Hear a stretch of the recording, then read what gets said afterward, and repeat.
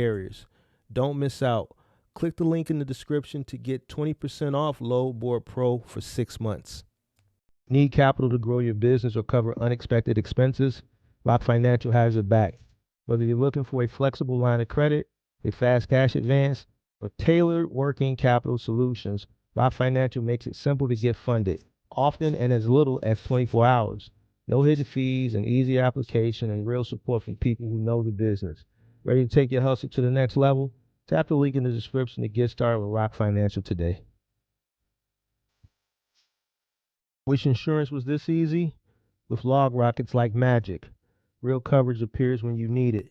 No tricks. Get covered now. Click the link in the description. Warning: the following content contains strong language and may not be suitable for children. This content is primarily for adults, as this is a trucking channel and truckers have filthy mouths. Please don't tweak if I say. Viewer discretion is advised.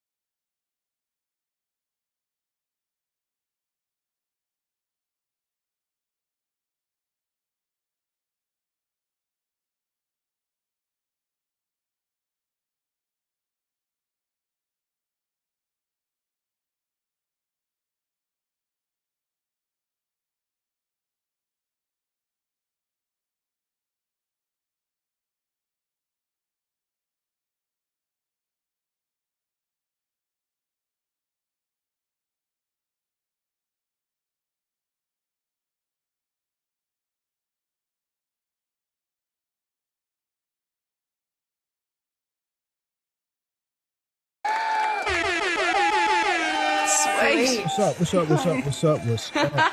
Come on in, make sure you guys hit the like button, subscribe to the channel, turn on all post notifications. Sorry, I am late. If you are looking for commercial insurance for your box truck, semi-truck, cargo van business, gig thing that you do, there's a link in the description below for LogRock. LogRock is official sponsor of the channel. Up for renewal, looking for a cheaper alternative this next go around for commercial insurance. Semi-truck, box truck, cargo van business. Make sure you guys click that link in the description below for LogRock, official sponsor of the channel. Come on in. Make sure you guys hit that like button. Subscribe to the channel. Turn on notifications. What's up? What's up? Sorry I'm late. Had some technical difficulties back here, so I had to get things in order before we got started. So I apologize for that. Come on in. Make sure you guys hit that like button. Subscribe to the channel. Turn on all post notifications. Shout out to Rich in Chicago. What down, Charlie? Shout out to SD Wall. Shout out to all the MGM gang members. Shout out to Slick Turbo in the building. Shout out to Pippi. Shout out to all the moderators in the building. Kelvin Burks, MGM gang member in the building. The Cooper Sim Transport. What up? What up? What up? Shout out to Matthew. Who was that? Matthew in the building. What up? What up? What up? Who was that? Jets Investments. What down? Shout out to Jason Hall, man. So the city in the building today, the Chicago nigga. City in the building today. What up? What up? Shout out to Ty in the building. Shout out to Jonathan in the building. Shout out to MGM gang. Shout out to Drew's World MGM gang. A lot of MGM. A lot of the crib in the building today. All right, this is Cargo Van Week. This is Cargo Van Week on the Mark the Mentor channel, you dig? So we're going to continue. The week is winding down. And I think now it's time to go over a list. We're going to do a list. And I'm not going to give you a deep list. I'm going to give you a list that I think, you know, depending on the market that you're in, depending on how serious you are, this list will be beneficial. Some of these places may require, more barriers to entry than other, but it's up to you what you want to do out here in these streets. I'm just gonna be the vehicle that tries to help guide you and navigate you, through it with the least road to resistance. All right, so I'm not gonna waste no time. Let's get started. This is in no particular order. All right, I'm going with what I think is best. No particular order. All right, so I'm gonna share my screen and we're gonna get started. Come on in, make sure you guys hit that like button, subscribe to the channel, turn on post notifications. First company we're gonna go with. First company I got is going to be US Pack. US Pack gonna be the first company if you got a cargo van. All right, US Pack offers a lot of different things. You can actually work with US Pack in a box truck. You know, rates are the rates. You dig what I'm saying? I think US Pack is more beneficial for a cargo van contractor, to be honest with you. Medical carrier, plus they also have auto parts. So brief search, I just got it open throughout the country. We're just gonna go through each one and just to get an idea of what they got. All right, so right now it looks like they got about 106 openings throughout the country. Denver, Colorado, medical carrier. Obviously, this is a cargo van, medical specimens. Deliveries begin at 5:30 a.m. So this is one of those earlier routes that I talked about. Says deliveries average about 8 hours. All right, so this gives you the rest of your afternoon.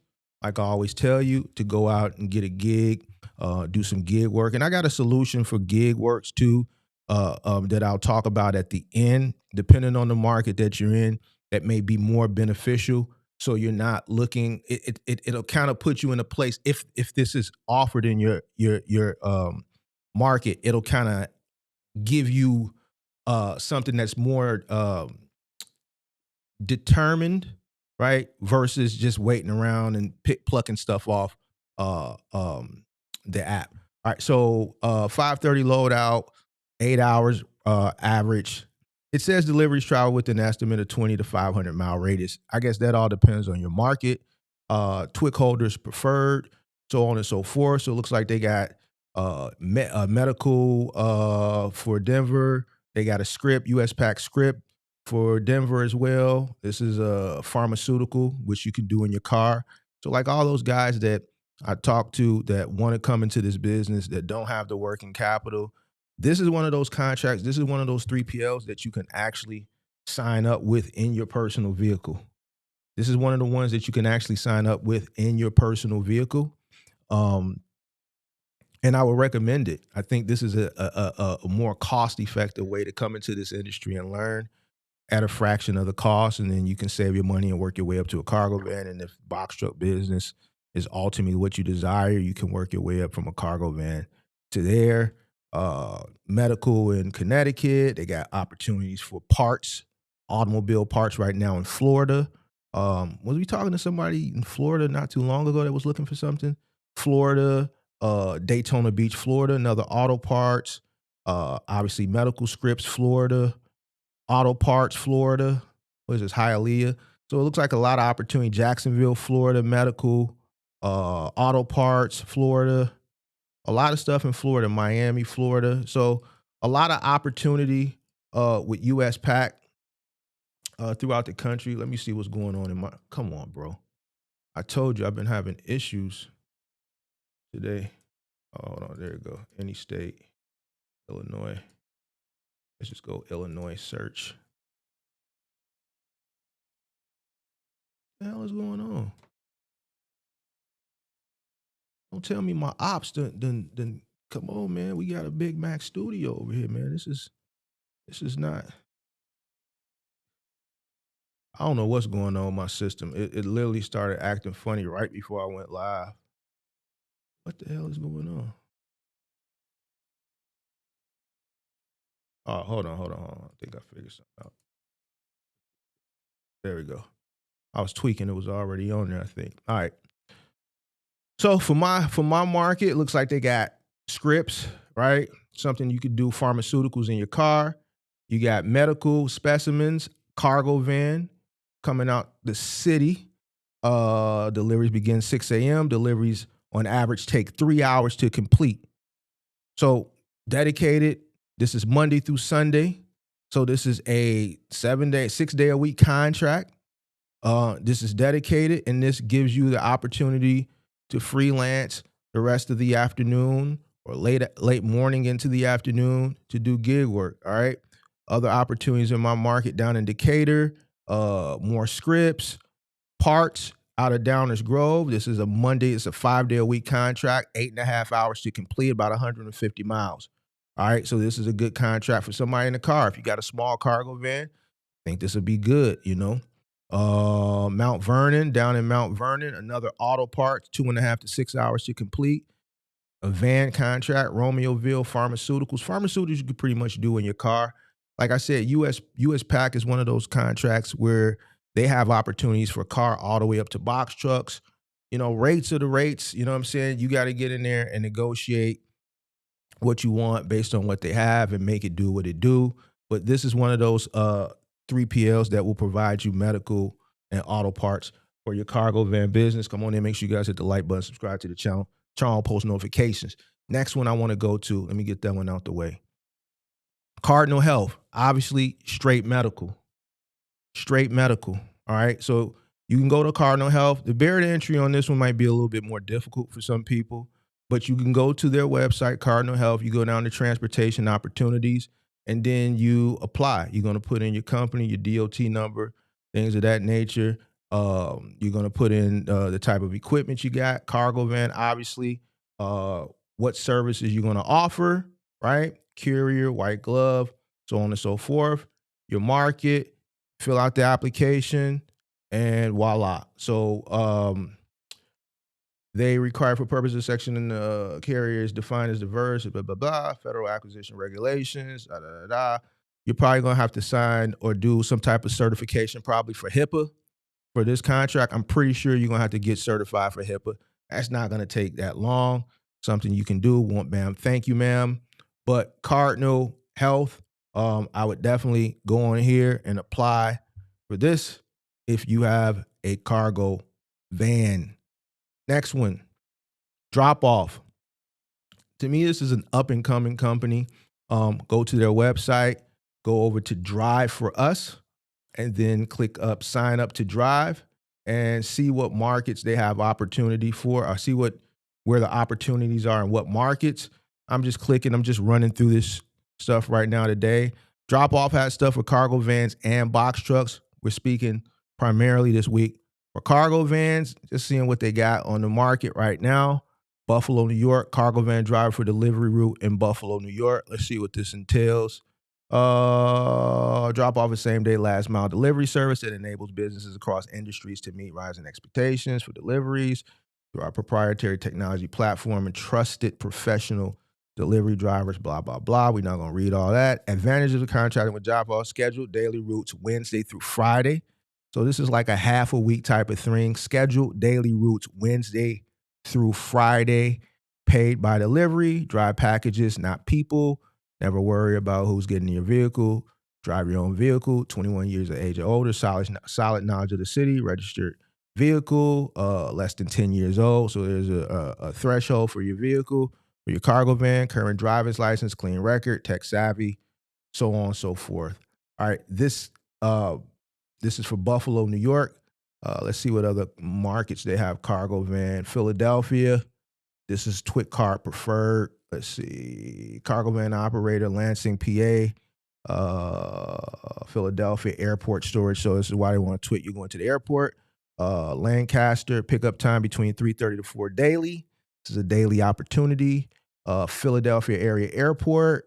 Must own cargo van. We do not supply vehicles. Twit Card is preferred, not required. Competitive pay, consistent daily work. All right, so opportunity in Philly for a dedicated route for a cargo van coming out of Philly. Syracuse, New York. Looks like they got a owner-operator position. Detroit, Michigan. Let's see what this is for. This is a dedicated route Sunday through Friday.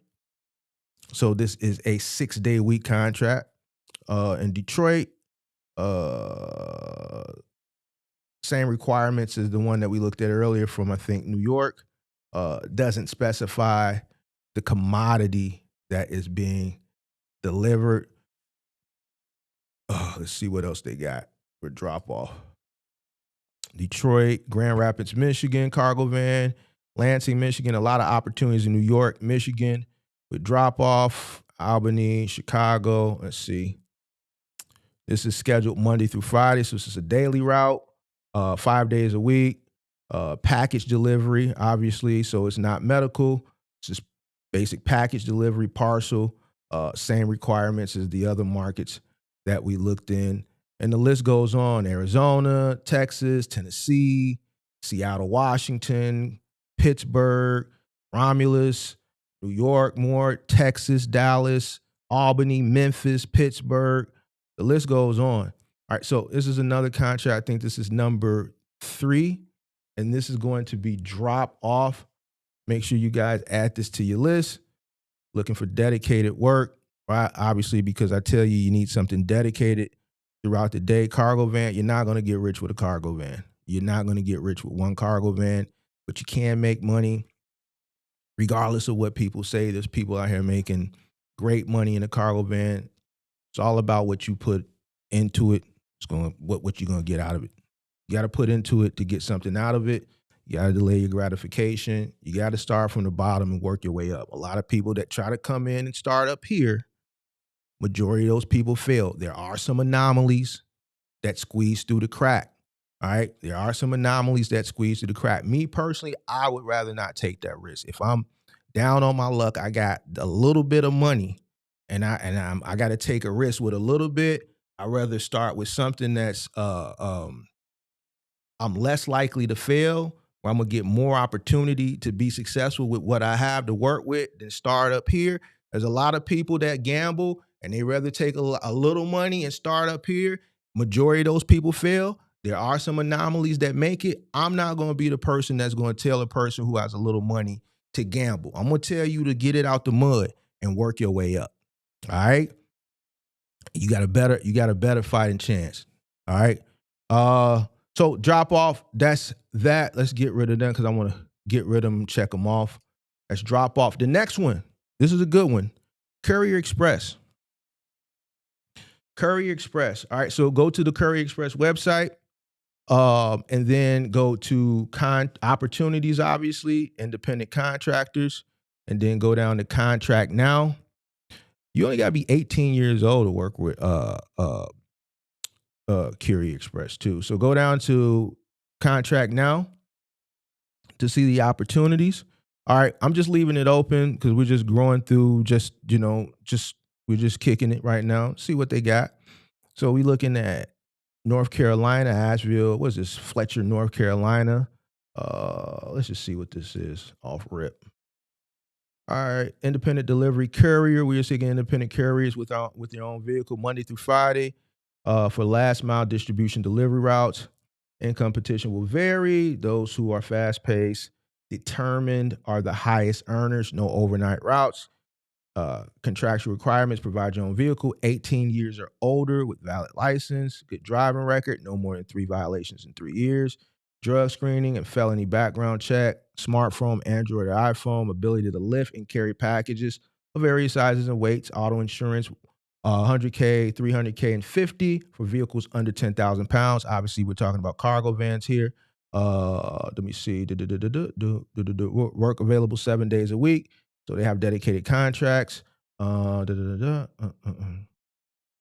this is just repeating it. So let's see what they got to offer. Let's see if they got any specifics. So we got Atlanta, we got, what is this, North Carolina, we got Augusta, Georgia, Birmingham, Charlotte, Chattanooga. So we're into Tennessee. We're up into Georgia, South Carolina. So it looks like they got plenty of stuff. This is pretty much all Southeast, North Carolina, Tennessee, Georgia, South Carolina, Tennessee. This is a Southeast company, but a lot of opportunities throughout the Southeast if you're in the Southeast. And a lot of my following is from the Southeast. I got a big Chicago following, and then second, just in totality, the amount of people that watch, a lot of people are from the Southeast. I wonder why that is. I wonder why, I think why a lot of people that watch this type of content are from the Southeast is because, especially the OTR guys, it's harder to navigate. Like guys up here in the Midwest, like especially in like my market, like Michigan, Detroit, like Indy, things of that nature. It's just opportunity all around us. You know what I'm saying? So I think probably that's why a big portion of viewership comes from the Southeast. But here's a courier company for cargo vans that is predominant in the Southeast, and they have a lot of opportunities. So I would definitely mark this one down as well.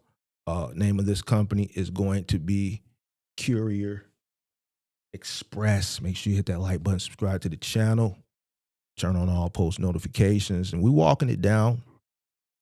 Next on the list, one of my most favorite 3PL of all time, formerly known as Dynamics. These are the people that when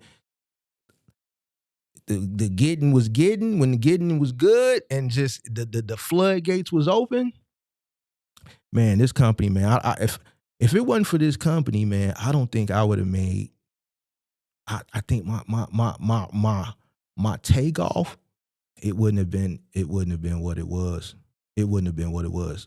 Listen, when the floodgates was open back in the day, and just anything went, and that's why I say business is about timing. You know, it's timing in business, and you have to seize the moment. You got to realize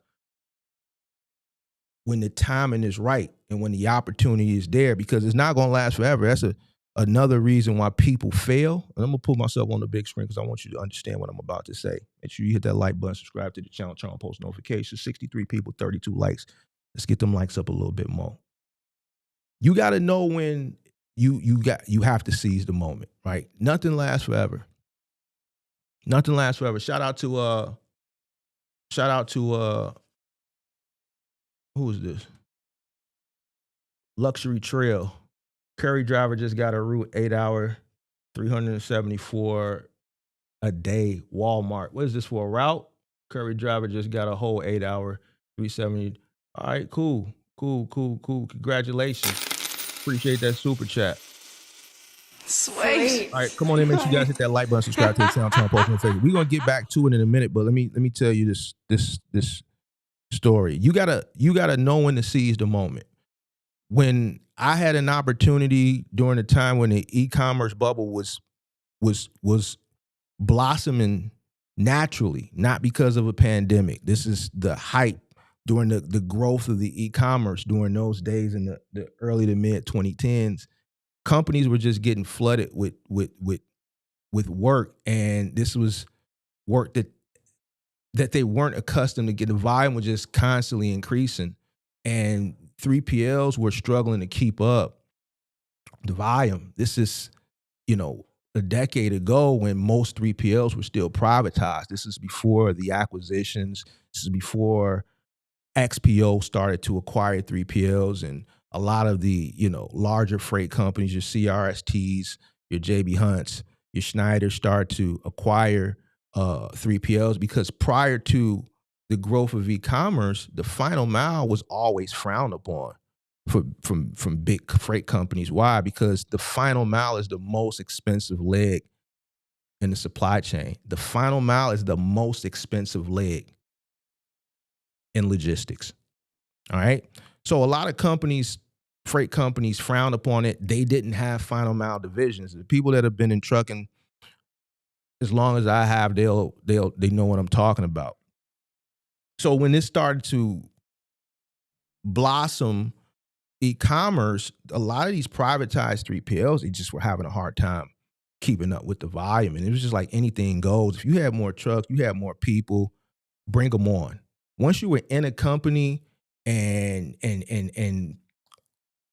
more opportunities were presenting itself, like once I was in a 3PL, I never had to background check or like do onboarding for all the extra people, because when they needed more people and more trucks, it was like, we need them now. Send who you got. Forget the background check. Just send it. They didn't care because they were trying to appease their customers. So it was money. It was money. You will never get that opportunity anymore. I seized the moment. I took everything they sent me. I took it. And if I wouldn't have, this would have been one of those situations that I would have looked back on like, damn, I should have seized the moment. It's just like gambling. I used to play blackjack a lot. You know what I'm saying? And when you're playing blackjack, You could be sitting at a blackjack table for hours and it's just up and down or it's just not going. And then you catch that one shoe where every hand, like I've had shoes where every hand was a 20. So if I'm noticing I'm sat here for an hour, 2 hours, and I'm just back and forth, and now the first 5 hands of this shoe I've won and they were 19s, 20s, and blackjack, I'm aggressively increasing my bet. Aggressively. Why? Because this is a run. I can sit here and pussyfoot around and keep betting $25, $50 hands and then next win 10, 15 straight hands and realize, yo, I just missed my run because I didn't seize the moment. I didn't take advantage of it. I'm here, I'm gambling. I know what I came to play with. If I lose it, I'm cool. But if the run is here and I'm recognizing my run, now it's time for me to increase my bet because this is my moment. And then once I lose, am I going to have a couple $1,000s in front, or I'm going to have $300-$400 because I didn't seize the moment? Same thing in business. Pandemic was the same situation. A lot of people were caught up in this bubble and the euphoria of the bubble and the rates. And now we can look in hindsight. A lot of people had a lot of money, and they had the opportunity. They had people that came into this business. They took advantage of the opportunity, but they did not seize the moment.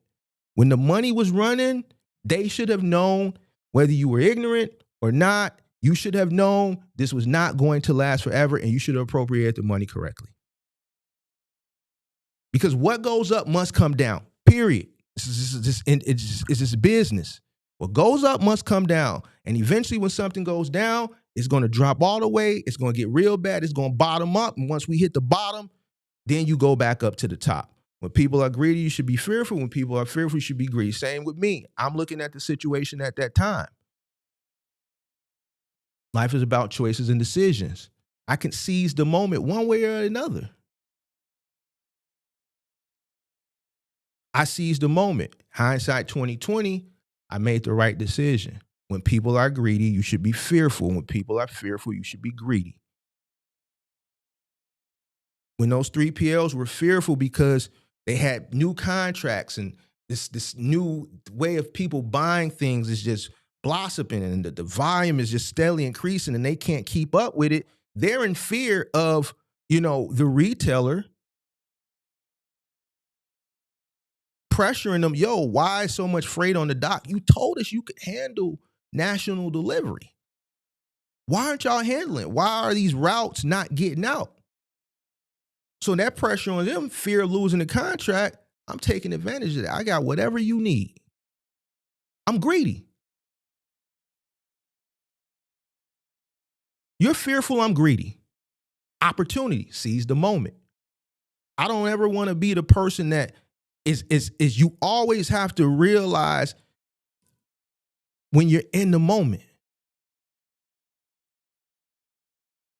You can't never be comfortable. It's just like I was telling Lou Jackson yesterday. You get comfortable when you get in your bed. You get comfortable when you buy nice, cozy clothes and stuff. When it comes to business, I don't care how up or how down you are. You could be up and away. Never get comfortable because this shit could be here today and gone tomorrow. Your business could be just growing, and then you hit that stride where just everything is working, and then anything can happen. So you have to be prepared, and you have to constantly be looking for new opportunities. And when the opportunities present themselves, you got to seize the moment. Sometimes it's gig economy too. Rideshare. The gig economy that we saw during the pandemic and even going into the pandemic, the rise of it. It's hit a pinnacle, it's hit a climax, and it's settled. The people that were in the moment should have seized the moment. You can't get in a mental state of euphoria when everything is going good as a business person and just get stuck there. Because I swear to you, I've been through this shit so many times in life and in business. Just owning property, things are going to happen. being in business, things are going to happen with the business. In your life, things are going to happen that are going to have to take care of immediately. You need to make sure you have things in place, money, whatever in place, because you already knew things were going to happen and you were prepared for it. So when opportunities present themselves, seize the moment. You never get complacent. So that's why whenever, dynamics comes up, T-Force, I always think back, because that was my moment where I was able to take advantage of that moment, because they were fucked. They had so much work during that time period and just could not handle it. And every day they came to me, whatever you need, I got it. And because of that, that money, that revenue is what in that time period, that's exactly what I needed to go to that final stage of the 5 stages to business growth, the takeoff phase. That's what, because I was getting there, but I was at that hump and I just needed that push. That's what took me there. Right? So T-Force is a company that does freight. They do e-commerce. They have a freight division. They have an e-commerce division. They also have a medical division. They really good cargo van contracts. I don't know if they still got Granger. I think they still got Office Depot in some markets through Courier now, because Office Depot has changed some things around after Staples acquired them a few years ago. But T-Force has good contracts. Now, I'm going to be honest with you with T-Force. They're not very responsive, all right? You got to, break your neck and do some things strange for a little change to even get to them. They always have opportunity, but they're not very responsive when applying. Anybody that wants to go through T-Force, I recommend, if T-Force is in your market, just go there and apply in person. All right, so medical delivery division, they have pharmaceutical routes. They have small package routes. They have e-commerce. Last I checked, they had like Zara and some other StockX and things of that nature. But they have cargo van routes for e-commerce and medical. And this has always been one of their strong points, T-Force. More so than larger packages, smaller package parcel has always been like their strong suit. So here, like in this market, limited time offer, new contractors, they're offering a $500 sign-on bonus for cargo van guys now, $250 after 30 days of completed service and $250 after 60 days of completed service. So they must be in desperate need. Not eligible to current DSPs or contractors. Let's see, 21 years of age. And this is for my state. My state has more requirements. You got to have your Articles of Incorporation. You got to have your ICC. Cargo vans, 12, 16-foot box trucks. So this is probably medical, and this is probably Office Depot. And then just the standard stuff. They're going to do a background check, your driver's license, your smartphone, things able to lift 50 pounds, things like that. Let's just open it up and see what they got in other markets. Let's see. Let's just open it up. Burr Ridge, Indianapolis. So medical here, Indianapolis medical. Here, obviously packages here. Medical Michigan, medical Maryland. Where else? Medical North Carolina, medical down in Springfield, medical in New Jersey. So these are all cargo van medical. You probably can do some of these cargo vans in a smaller vehicle as well. Arizona, they got a 2-man team. This is for a cargo van. This is probably for a box truck. 16-foot to 18-foot box truck with liftgate.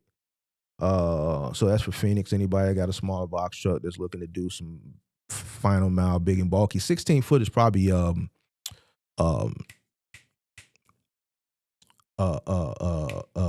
fitness equipment.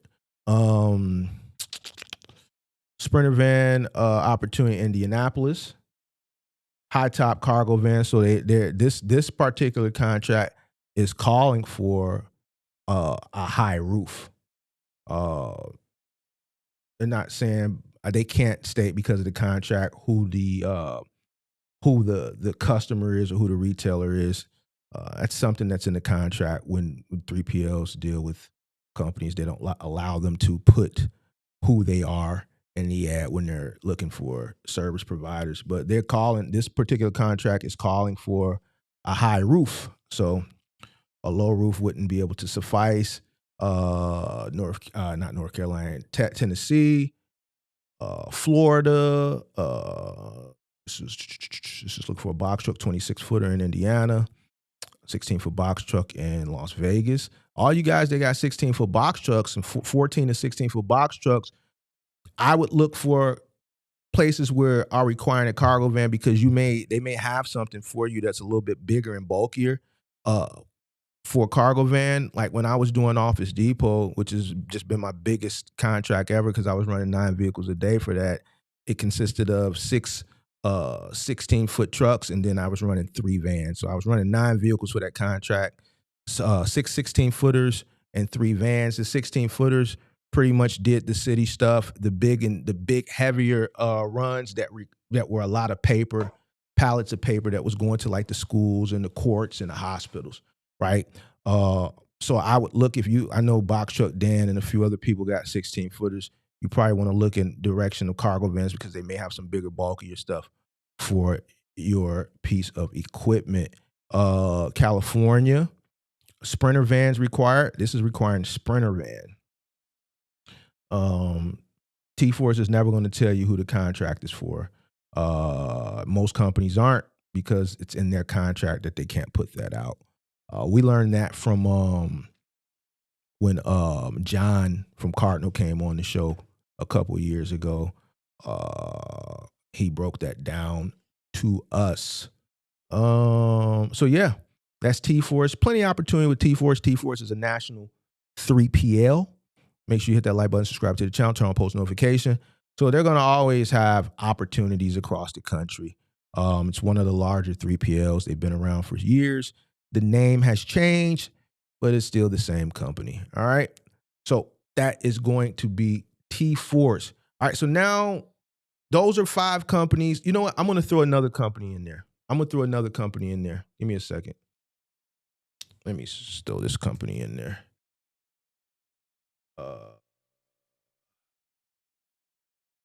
Let me throw this company in there. Pace. I'm going to throw Pace in there. Pace, auto parts. Let's see what else Pace has on the docket right now. So you're going to go to Pace website, pace-usa.com. You're going to go over to jobs. You're going to go to independent contractor 1099, and we're going to see what they got. Go to Pace and let's see what they got right now. A lot of cargo van. It goes some 16-foot. Let me just curious to see what they got for the 16-foot in Alabama. Gulfport, Mississippi. Load freight from warehouse and delivered to designated stores. This is a guaranteed dedicated route that's delivering B2B. This is a B2B route for a 16-foot truck. All right, so guys, with those 16-foot trucks, we've seen some stuff just looking for cargo vans, opportunities for 14 to 16-foot trucks. So I hope you guys that got 16-foot trucks, 14-foot trucks are watching and taking this information down to see if something is in your market. All right, so boom, we're in Pace. Let's look and see what they got for Sprinter vans. Let's go over to Montgomery, Alabama. Independent contractor, look for cargo, Sprinter van, Pace carriers, They're never going to tell us who the retailer is, guys. Key responsibilities: load and scan all freight before leaving warehouse. Delivery scan each carton required store delivery. So this looks like a B2B as well. They're not telling us, but attention to details, delivery scan of each carton required at store delivery. So this sounds like a B2B. Performing appropriate OS&D to assist in mitigating against claims. Use Pace Delivery app to track and document all deliveries, exceed customers' expectations, represent Pace as a professional and courteous manner, so on and so forth. Let's see. A partnership with Pace allows you to grow and increase revenue. Have your own cargo van or Sprinter. Maintain required insurance, 50, 150 auto liability. All right. Cargo van. Remember, this is not a box truck. This is cargo van. Must meet MVR background drug screening requirements. Drivers must be 18. You only need to be 18 for this opportunity with a cargo van. All right, let's see what else they got. This is probably this B2B more than likely is auto parts. All right. Pace is known for auto parts. Let's see what Augusta, Georgia has. Let's see the scope of this. These routes are okay. So this one is a little bit different from the other one. That's why I'm clicking on different ones, because even though a lot of the verbiage may be the same, you may see some things that are different. This is an overnight route. These routes are overnight and require, and notice they highlighted it, graded out. These routes are overnight and require contractors to have their own cargo and sprinter vans. This is an overnight route. So them guys that's down in Georgia that really want to get to that bid ad, you dig what I'm saying? Depending on, how you get to it, you got an overnight route and you still got your opportunities in the day. These overnight routes are probably easier to get to because a lot of people don't like to work overnight. You got to be a different type of individual to work overnight. You got to be a different type of individual. All right, this is a 6-day-a-week contract. It's overnight, Monday through Saturday. Pick up freight and deliver to designated Pace customers. Obviously, if it's overnight, 9 times out of 10, it's B2B. More than likely. Use Pace delivery app, so on and so forth. Same requirements for the insurance. If you guys need insurance, LogRock, official sponsor of the channel, make sure you click that link in the description below for commercial insurance. All right, so here's an overnight run in Augusta, Georgia. Let's see what else they got, because they got some different stuff. Clarksville, Tennessee, Charlotte. This is a box truck for Charlotte, but this is Cargo Van Week on the channel. Let's see what else we got. Owner operator. Let's see. Let's look for a larger market. They go a truck driver, class A. Whoa, what else? Box truck. We looking for cargo van, Huntsville, Alabama. Let's see if we can find a nice larger market to see what they got to offer. Stone Mountain, Georgia. Salem, Virginia. Mobile. A lot of Mobile, bro. Shreveport. Greenville. Let me see this. Ocala. Bowling Green, Kentucky. Pace is looking okay. This one was requiring a sedan, SUV, truck, van. Bowling Green, Kentucky. So obviously it's a small. You can do it in a car. You can also do it in a cargo van. Small cargo vans is probably, let's see, pickup. This one is specific. Pick up automotive parts / merchandise and deliver to designated stores. So this is a B2B auto parts. All right, so this is a B2B auto part. So I threw this one in here, Pace. I think this is good for cargo vans. A lot of people don't know which companies to go to. I know there's not a lot of information on the internet. A lot of stuff is gate kept. A lot of people don't know how to research certain things. But Pace has always been a company that has always been known primarily, to me, for auto parts. So if you're in one of these markets, the opportunity is available. Check out Pace as well. Now, we've gotten through the companies that I want to go through. Next, I want to talk about CB Driver. All right, this is a board. If you're in a cargo van, even if you're in a box truck, you can always check this board. A lot of companies post on this board for help. I know a lot of novices that are coming into the business. Obviously, if you've been in and around for a while, you've heard of CB Driver. But for the people that are going to watch this now, or the people who's going to watch the replay on this, CB Driver is a place. It's like a classified board where you can go and you can look for opportunities in your market by just going through a filter. And it's updated for the most part every day. I got a lifetime membership to, I know they charge now. I got a lifetime membership to CB Driver because I was one of those early people that was on it back in the day, and they were offering those types of memberships back then. I don't know how much it is now, but I think you do got to pay for it. If you're in my Discord and you ever want to look up on something on CB Driver, like I said, I got a lifetime membership. I'll offer that to you for, we'll go through it if it's something that you want to see. You don't want to pay for a membership, but this is a good tool. If you're on the new and you're just looking for work, whether it be on-demand work, dedicated work, it's updated every day.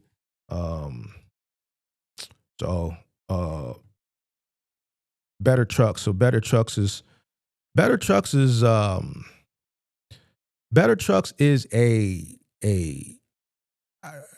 it's like one of those new startup tech-driven logistics companies. I think they just did a deal with Uber Freight. Was it Uber Freight? Let me see. Better Trucks, rather.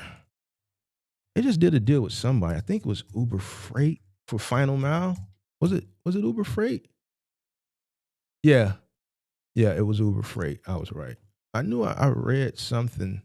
Right. So Better Trucks is like one of those new startup tech-driven logistics companies, and Uber Freight made an investment partnership with Better Trucks. Uber Freight invests in last mile, expands commercial partnership with Better Trucks. Obviously, Uber Freight wasn't in the last mile until now. Even though the last mile, like I said earlier, is the most expensive leg, more companies that have been stubborn in the past are having to invest in it. The only company that I think probably won't ever, a big company that probably won't ever invest or come into the final mile is Schneider. And the reason why I say that is because Schneider got into the final mile in the 2010s and then they got out. They said, screw this, man. They took so many hits trying to conquer the and this is what I'm saying, the learning curve. Everybody, no matter how big or small you are, everybody has to go through the learning curve. Schneider's just, they're just like, screw this shit. We've never been in it. We've getting in it because we see it growing. But their claims were so just ridiculous. I remember that they just, I think it was 2019 they got out. They said the hell with it, screw it. And I don't think they've looked back. But Uber Freight has, made the partnership with Better Trucks to come into the last mile. So this was last month. Uber Freight announced today an expanded commercial partnership with Better Trucks, a leading last mile delivery platform that orchestrates the delivery of tens of million packages a year for leading retail and e-commerce brand. The collaboration allows Uber Freight to leverage Better Trucks technology, operational capacity, and scale delivery network to significantly expand its last mile capabilities. Uber Freight customers may now extend deliveries from their store or fulfillment locations directly to consumers' doorsteps with enhanced efficiency, real-time visibility, and reliability. So this is obviously why instead of Uber Freight building out their own leg of final mile, they just bought a smaller startup company that's tech-driven and just acquired it or just partnered with it. All right, so going back over here, this contract, I'm just clicking on random ones in Minnesota. Better Trucks is one of America's fastest growing last mile delivery companies, and we are looking for independent drivers to partner with us in the final mile. So I would take this if I were you and I were in a cargo van, and I would look to see if Better Trucks has an opportunity in your market. It's a startup company. It is a growing company. It's tech driven. Uber Freight just invested in them. I would look to see what opportunities, even though we're looking at Minnesota, you just got a briefing on it. So I would take a look. This opportunity is in Minnesota. We're seeking reliable independent contractors to partner with us and earn extra income. This is a flexible gig opportunity. No, bro. What y'all trying to use the verbiage to earn extra income on your vehicle? Let's see. Get paid for the route, not the hour. An estimated 4-hour route might take you 3 hours. You keep the full 4-hour pay. On occasion, a route may take longer than estimated, but the pay remains the same for that route. Block, dynamic pay offers. You earn typically $75 to $175 a route. Pay is based on the specific route. Some routes will pay more, while some routes will pay lower. You have the potential to be yourself, blah, blah, blah, blah. No passengers. All right, so this is the selling point. You have the potential to be yourself. No passengers. That's you and your favorite music, podcast, or audiobook variety of routes. So they're telling you to listen to your audiobooks and podcasts while you're driving. That's trying to sell you on the idea of working for yourself and having the freedom to do what you want. Choose the delivery zones that work for you. Complete your route today. Get paid fast. No CDL required. Use your own vehicle to start. We welcome cars, minivans, SUVs, Jeeps, cargo, Sprinter vans, or pickup trucks. Must have a covered bed if you're in a pickup truck. All right, so this is kind of like a dedicated gig type of thing.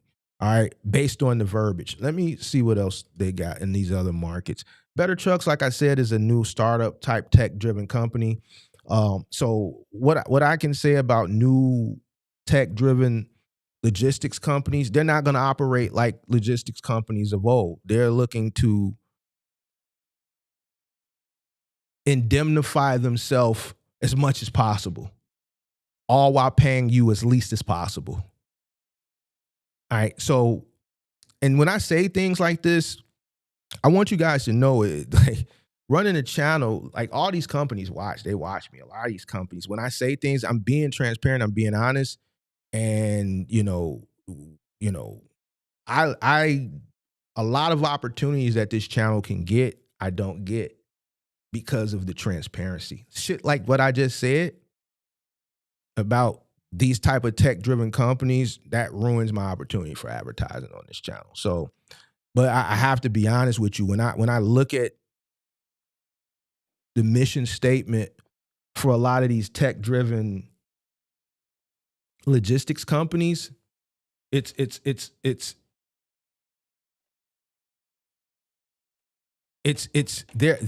mission statement is totally different from a traditional 3PL. It's just different. They want to make as much money and pay you as less, all while indemnifying themselves as much as possible. They want to do the work of a 3PL with using technology, removing a bunch of people that it took back in the day as far as their end, right? Using the technology, paying you as least as possible, indemnifying themselves all the way so that they can push their revenues up so that they can get acquired.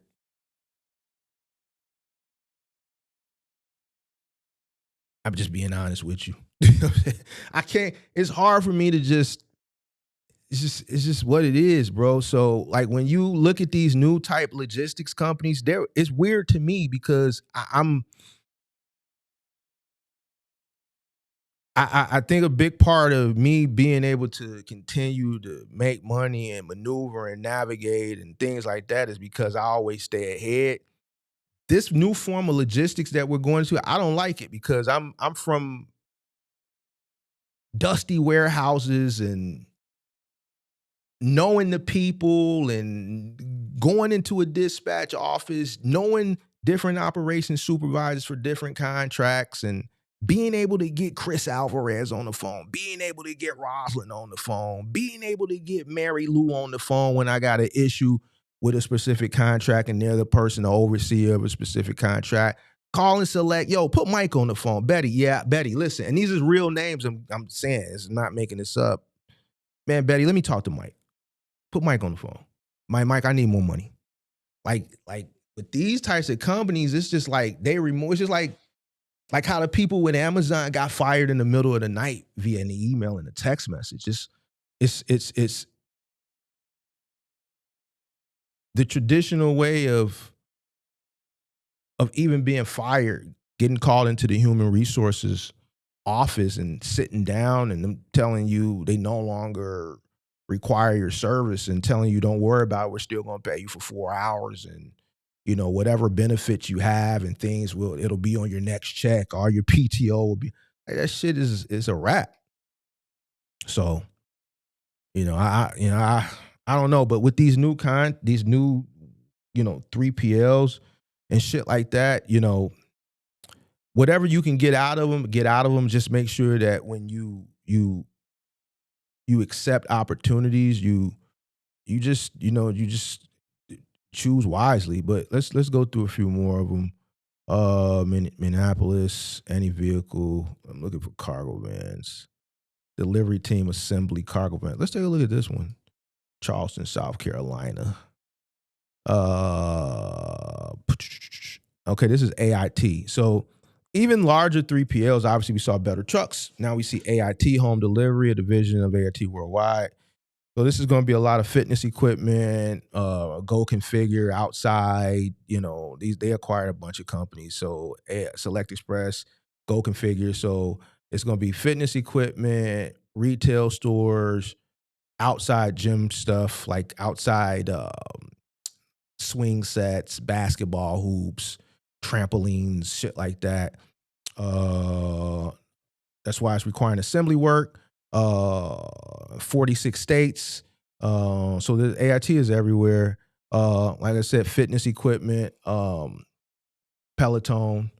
I believe they still have Peloton. So Peloton, Dick's Sporting Goods. They have furniture contracts, obviously, Cost World Market, Container Store, Home Goods, shit like that. Everything under Home Goods, TJ Maxx, Marshalls. But this is going to require Bye Bye Baby. This is going to require some assembly work, so you're going to need a helper. And then this has the point of contact right here, which is going to be Gene. Dang, Gene's still there?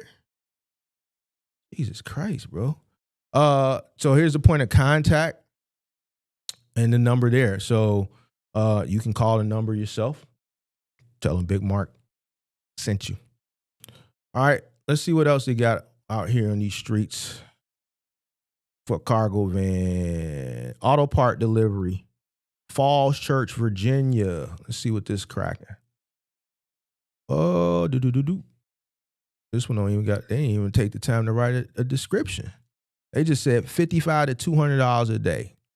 They didn't even take delivery auto parts locally. They didn't even take the time to write a description.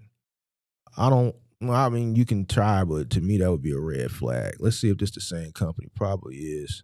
Oh, maybe not. 600 to 950 weeks. So this must be like the stuff that Lou Jackson was talking about. This must be the stuff like Lou Jackson was talking about. 650 to 950 a week. That don't mean you gotta take it. And then here's the thing: sometimes you'll be tricked by what you see. I remember just a few years ago, T-Force had e-commerce routes that was dedicated that you could do in your car for retail stores. It was like Zara, Urban Outfitters, things like that. It was package parcel delivery that you could do in your car. It was dedicated $225 a day. Some days it will only be one delivery. You still get $225.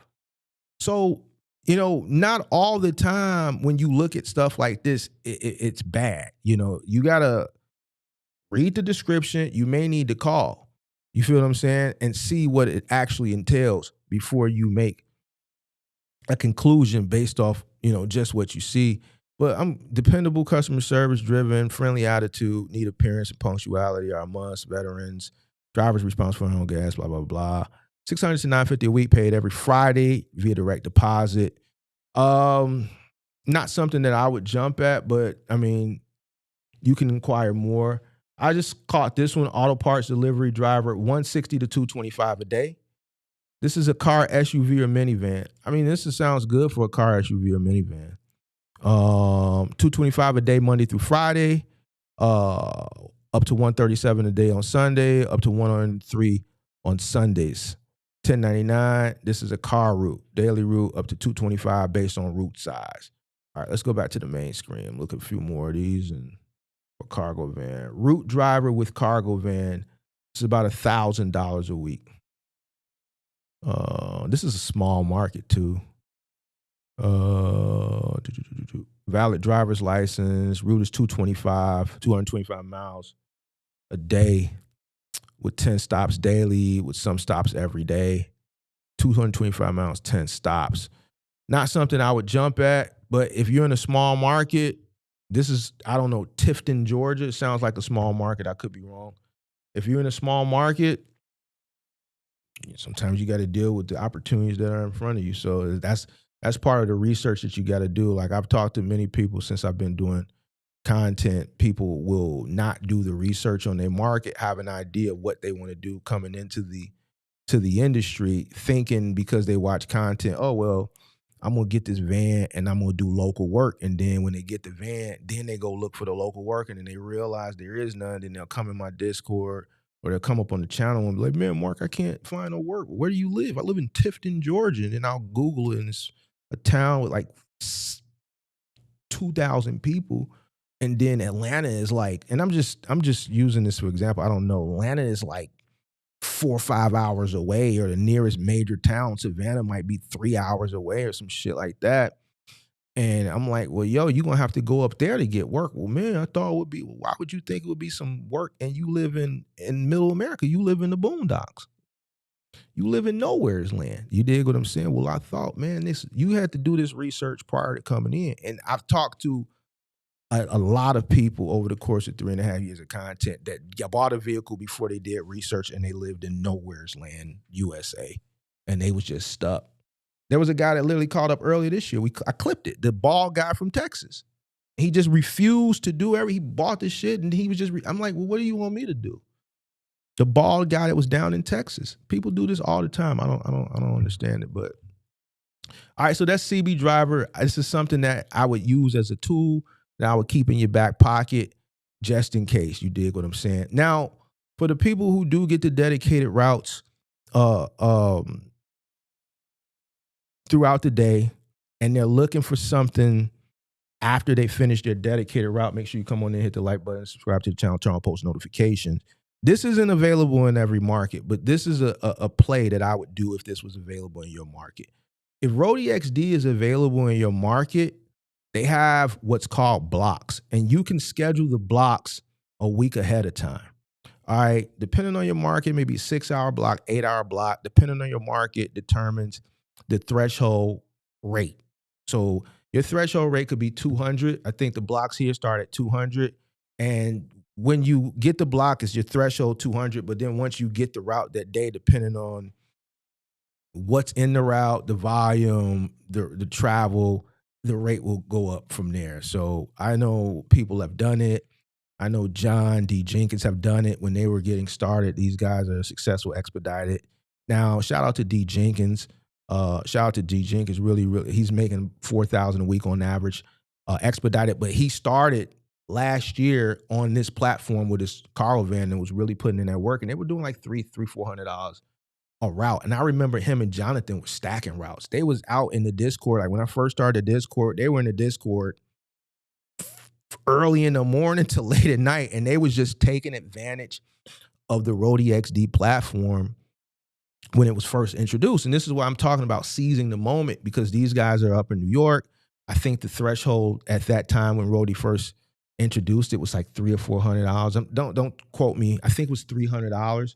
And they were doing 2-3 routes a day. This is before they had the system in place that they have now, which is more, it's more in order now. But normally when companies roll things out, it's the best opportunity to take advantage of it. They seized the moment. Right. So they took advantage of that. They were doing, so 608 says he remembers that. So they were doing that shit all day and all night. I'm looking at these guys like, damn, dude, y'all really getting. I remember John hit a bat. A bat flew in his car because he was doing Roadie XD on, I think that was like his second or third Roadie XD route of the day. And he was way out in yonder, and a bat flew in the car and hit him. And we were in the Discord laughing, and he had to go to the VA and because he's a veteran. He was on the Roadie XD route, but they were making hella money. Roadie XD doesn't have that threshold no more, where they were paying those exorbitant rates when they were first getting on, because obviously they have enough service providers now that the competition is there, they could lower it. But they seized the moment. And because they seized the moment, D. Jenkins transitioned over to expedited. And once the rate started to go down, he transitioned over to expedited. And John is running a successful cargo van. He just got his first 16-foot box truck. So he's building his fleet now. I think he has 3 vehicles now, if I'm not mistaken. And he does fitness equipment. He has a fitness equipment contract. He's running multiple vehicles doing fitness equipment. That's why yesterday when I went back and I watched the replay with Lou Jackson, and he was kind of contesting what Lou Jackson was saying, because he was like, yo, I got my cargo van is doing 800 a day. He's doing fitness equipment though. So, he has dedicated fitness equipment contracts, and, I think his larger truck is doing larger, more complex delivery and assembly. He's in New York, so condo associations update equipment. My condo association last year updated our gym, so the company came in and disassembled all the old gym stuff. It was a few-day project, disassembled all the old stuff, brought all in new stuff, and assembled it. Took a couple days. He does things like that. So, condo association that's updating equipment, apartment buildings that are updating equipment, gyms that are updating equipment. A lot of buildings are updating equipment. New construction buildings obviously have gyms. Amenities is a big selling point now for condo associations and also for apartment buildings. Like everybody, the new generation, amenities, another big part of how they sell you on some of these exorbitant rental fees. You gotta have amenities in your building, and a big amenity now is gym, right? Health has become a culture within itself in society in America now. So it's very important. And he has consistent work. He's making a lot of money.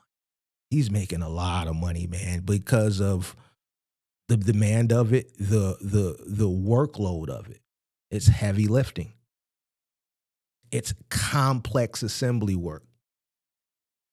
All right. So you can have a van and still do damn near $1,000 a day, but what are you willing to do what it takes to make that type of money?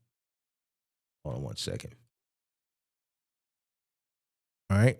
So they've expanded outside of Road EXD, but let me get back to it. Continue. What the hell? We not on Facebook no more. I turned it off. All right. So, getting back to Road EXD, if Road EXD is in your market and they have blocks in your market, you can choose your blocks a week ahead of time. Obviously, when they drop the blocks, you want to get in early because they go quick, and then you got to join the wait list. That way you can plan your day. If you have a dedicated route, you know what time it takes you to get your dedicated route, depending on the market you're in. In my market, they have routes that start at 4:30, 5:30 in the morning, and they have scheduled routes throughout the day. I think 9, 11, and there's some routes I've seen at 3:30, 4:30. So if you got a dedicated route in the day, early in the day, and it finishes early afternoon, then you can easily schedule a block ahead of time for 3:30 and 4:30. If the routes drop, I think on Wednesdays, and go ahead and schedule you a Monday through Friday 3:30 block for 6 hours for an additional $200 plus. And then that's how you get your money. Now you don't have to worry about, and this is if it's in your market. This is just a cold play that if it's in your market, take advantage of it. So now you don't have to worry about, okay, I just did my dedicated. Let me turn on all these apps and see what is available. With Road EXD, you can predetermine your routes a week ahead of time. So you got your dedicated, and then boom, a week later, okay, Wednesday, routes drop, boom, I click. I got my Monday, Tuesday, Wednesday, my second route. I'm finna make me another $200, $300, $400 depending, but you know that minimum threshold in most markets are about $200. So now your $250 to $300 day just went to $500 to $650 depending. You see what I'm saying? So if that's not in your market, then obviously you're gonna have to do your Amazon flexes, your roadies, pulling shit off the regular roadie map, Amazon Sparks, your freights, your Couriers, things of that nature.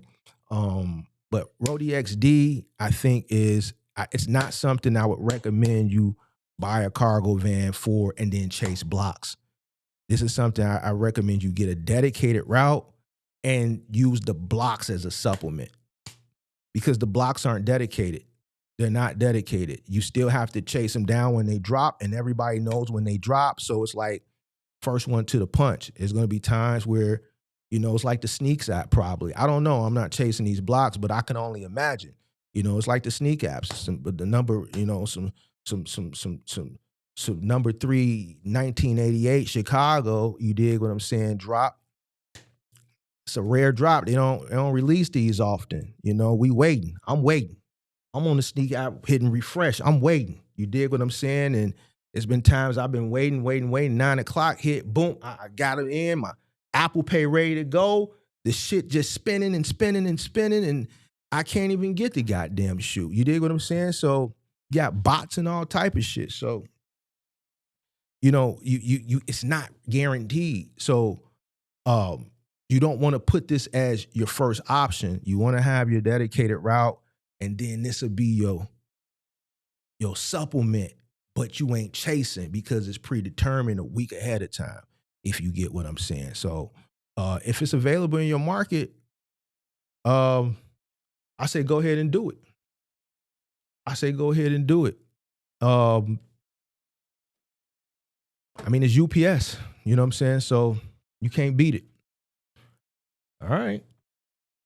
You said it's 120 now? It's 200 in my market. I looked before I went live. It's 200 in my market. Every market is going to be different depending on the market, the cost of living for the market, the demand for the market, things of that nature. What's up though? That's y'all wanna do a call in? I can talk for about I gotta get out of here today at 4. Yesterday was crazy with Lou Jackson. I gotta get out of here at 4 today. 4:15 at the latest. So I can open up the phone line for a brief little minute and see if anybody want to chop it up. You dig what I'm saying? And but I really gotta get out of here today. Yesterday was crazy with Lou Jackson. I can't do that today. I fucked my whole day up. I still went to come on, man. I got Christmas shopping to do. I got some shit I gotta read through. I got shit to do. Hold on. Let me open up the line.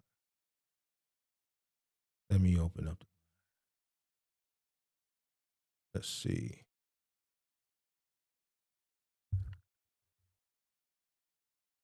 All right. Phone line is open, 312-772-5483, 312-772-5483. Phone line is open. We're talking cargo vans this week. Cargo vans, we talking anything that I talked about this week thus far. Agreements, disagreements, indifference,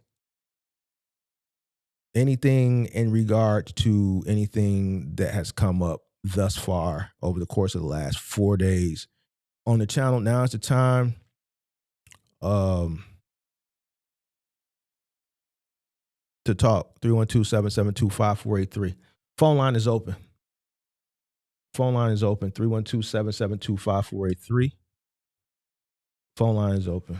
608 said, oh, it's 120 down in Florida? That's crazy. Shout out to Jonathan in the building. Hit that like button, subscribe to the channel, turn on post notifications.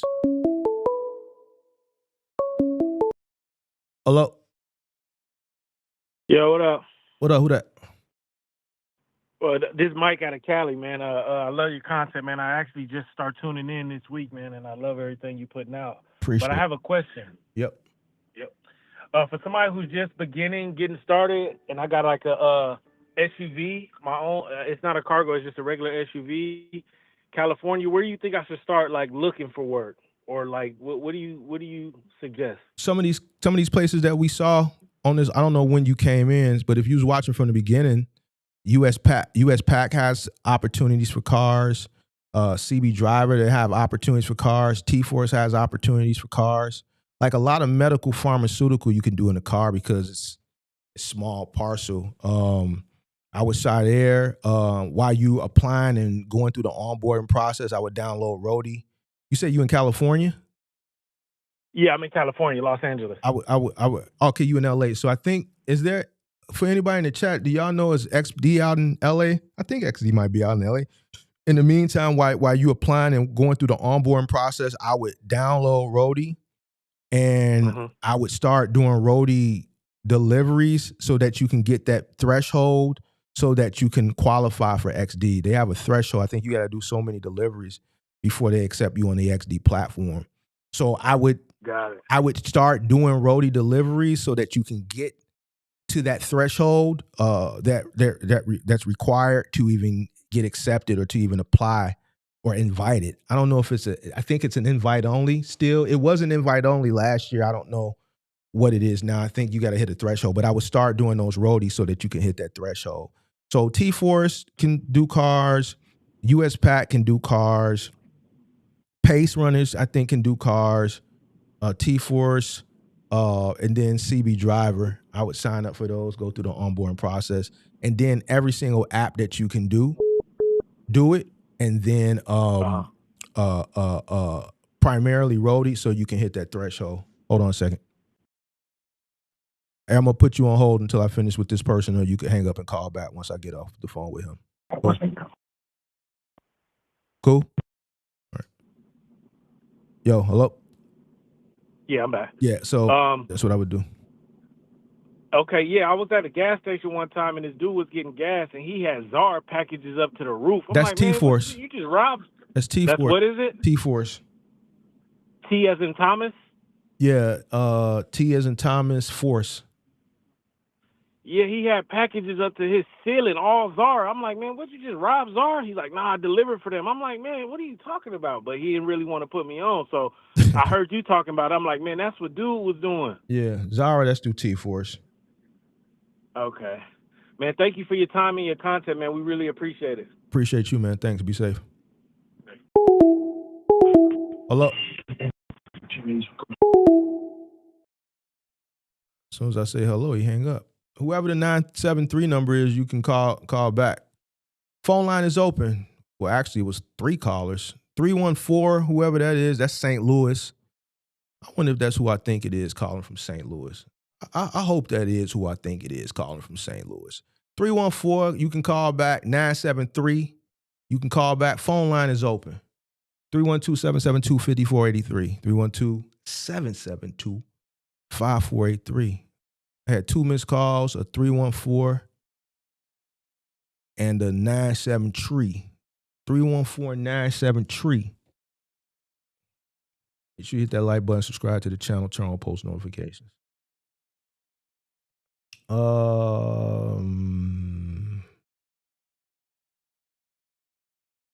What is the likelihood? High. In this realm. OTR is a little bit different. In this realm, it's not as strict as like, OTR and like Amazon has become. Those routes have become strict for a reason, but then also there's a lot of supply over there too, so they couldn't be that strict. Hello? Hello? Yo. Hey, this is Ramiz out of St. Louis. I had a few questions. I wanted to get your input on some things. What's your name again? Ramiz? Romez? Yes, sir. All right, you got your window down? Yeah, 1 second. Yeah. My bad. Whoever the 803, whoever calling from 803, call back once I get off the line right now. Yeah, so I started driving a Sprinter van back in January of 2020. I drove for someone else making 40 cents a mile. Yeah. A few months down the road, I ended up getting a Ford Transit, drove that for a few years. Then the market got real bad. Ended up selling the van. Got into mechanics, diesel mechanics. And I did that for the last year and 9 months. And just yesterday, I started driving a Sprinter van for someone else. It's a 50-50 cut, and I paid for half the gas. But what I really want to do is, I've been watching your videos for about 2 weeks now. I'd really like to get into a box truck. I got some money saved up already, and I plan to save some more before I drive the Sprinter van. I want to have a bit more control than I did with the Sprinter van. I gotta stop you, man. You gotta let your window up or something, or you got the AC. I'm driving right now as we speak. Okay. All right. Can you get a little bit close to the mic? Yeah. Is this better? It's a little bit better. Yeah. So when I drove the Sprinter van, I was leased on to a company, actually a couple of companies at separate times. One based out of St. Louis, the other one based out of Pennsylvania. Things were going good while the market was good, 2020, 2021, bit of 2022, but from 2023, it was getting really bad. The rates were bad, the consistency with that. And from what I see now, the market's a bit better. But still, instead of getting a cargo van again and leasing onto somebody, I was thinking about getting a box truck. I already opened up my LLC. I got the BOC3. I got everything basically done but the insurance and getting the truck. Thinking about going through Ridgie's to get a truck. I plan on cashing one out, but I was just looking for, a step in the right direction for that first 3 months, 6 months. From what I hear, it's pretty tough to get loads. You going over the road, right? Yeah, that's what I plan on doing. Well, you got enough working capital to withstand that time period? Not currently. I'd say I have enough right now to get a truck and maybe get insurance covered for the first couple months, but that's about it. All right. I mean,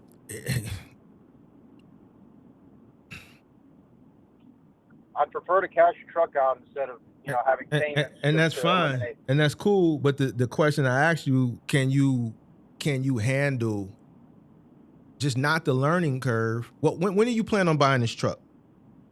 When? Yeah. Probably beginning of summer, roughly. Oh, okay.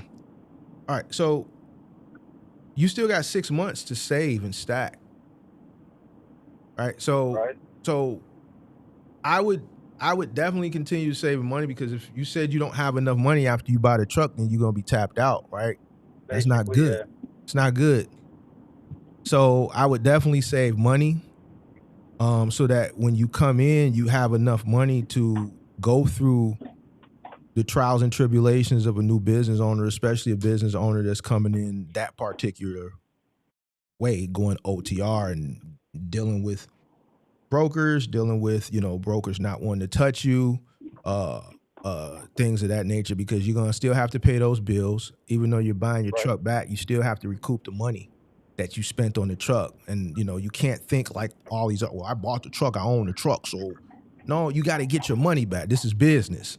You see what I'm saying? You still got the insurance, you still got the other costs, but then you still have home that you have to maintain, whatever those bills look like as well. So I would make sure. So, go ahead. What do you think is a reasonable amount to have saved up? What do you outside of the truck? I understand there's gas and there's insurance.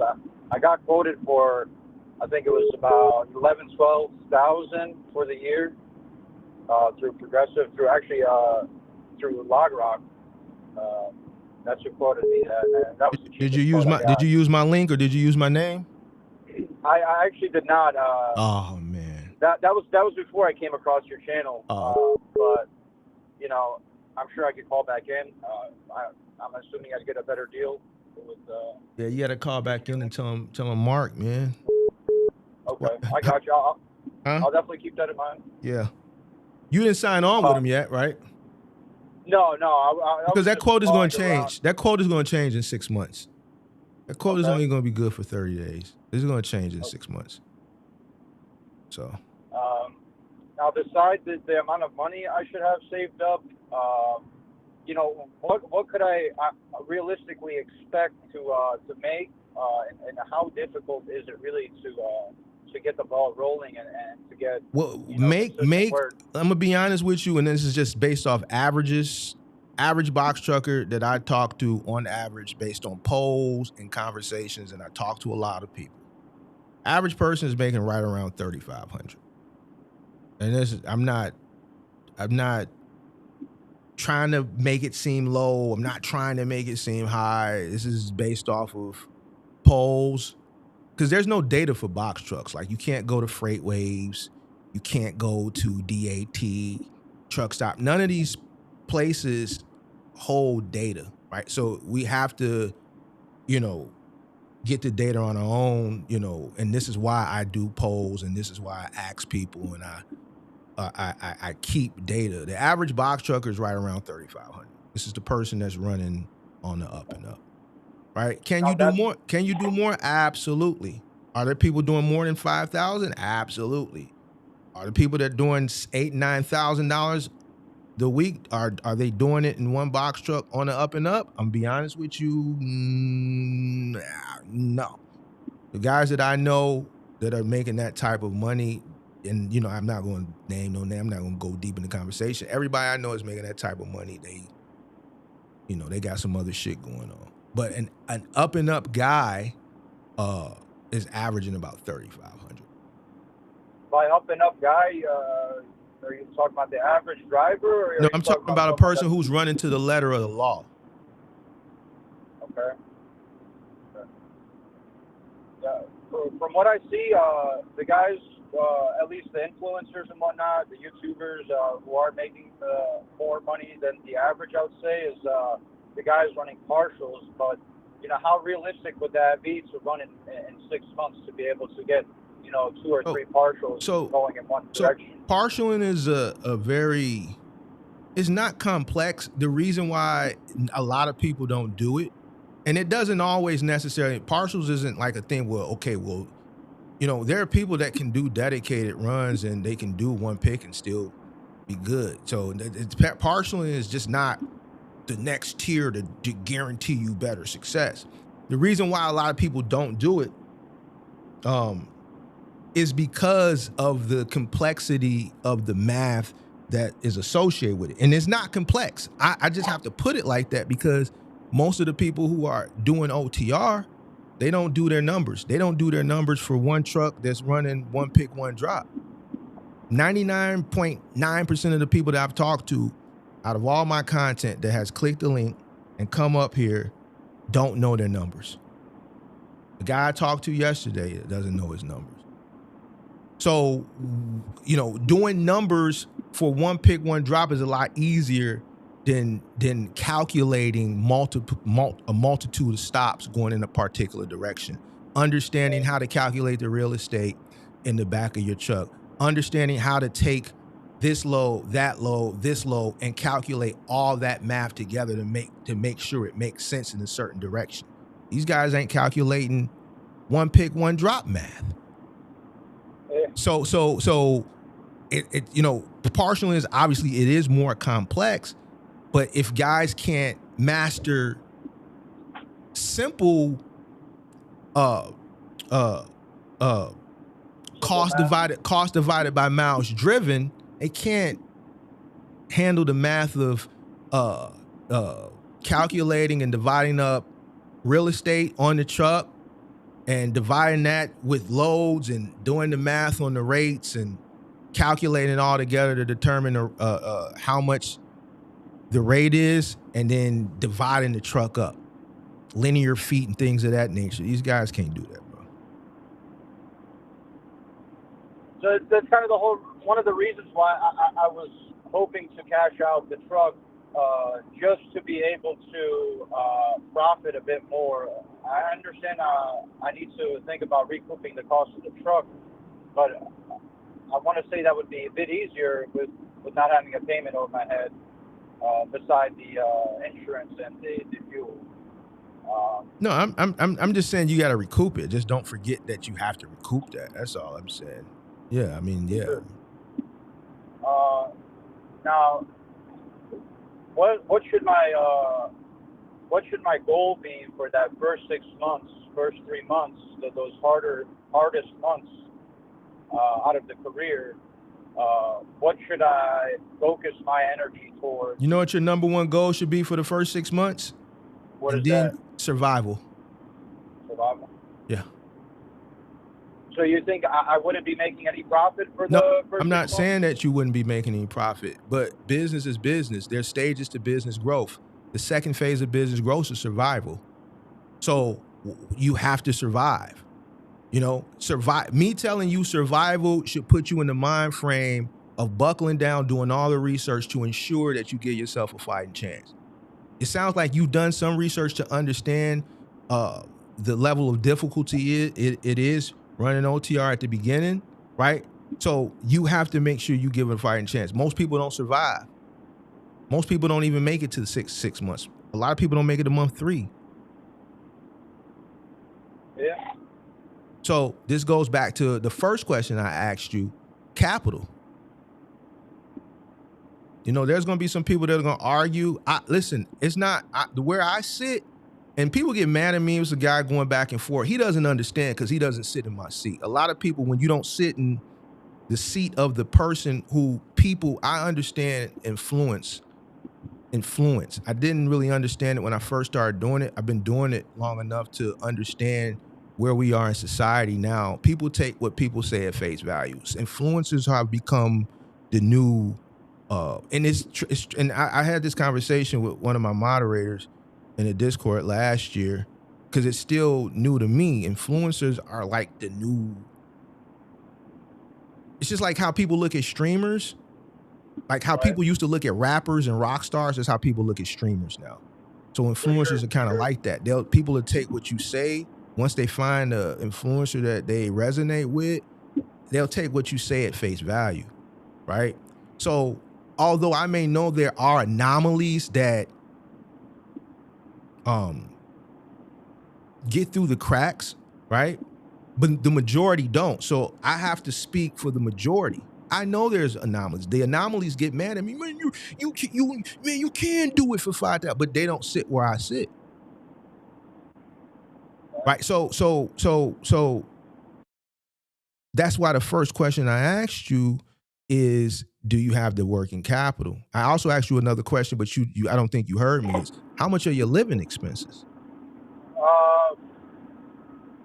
Not too much, honestly. Okay. You know, I still stay with my parents, so I don't really have to worry about rent. So this is what you do, and this is a rule of thumb. I would take 6 months of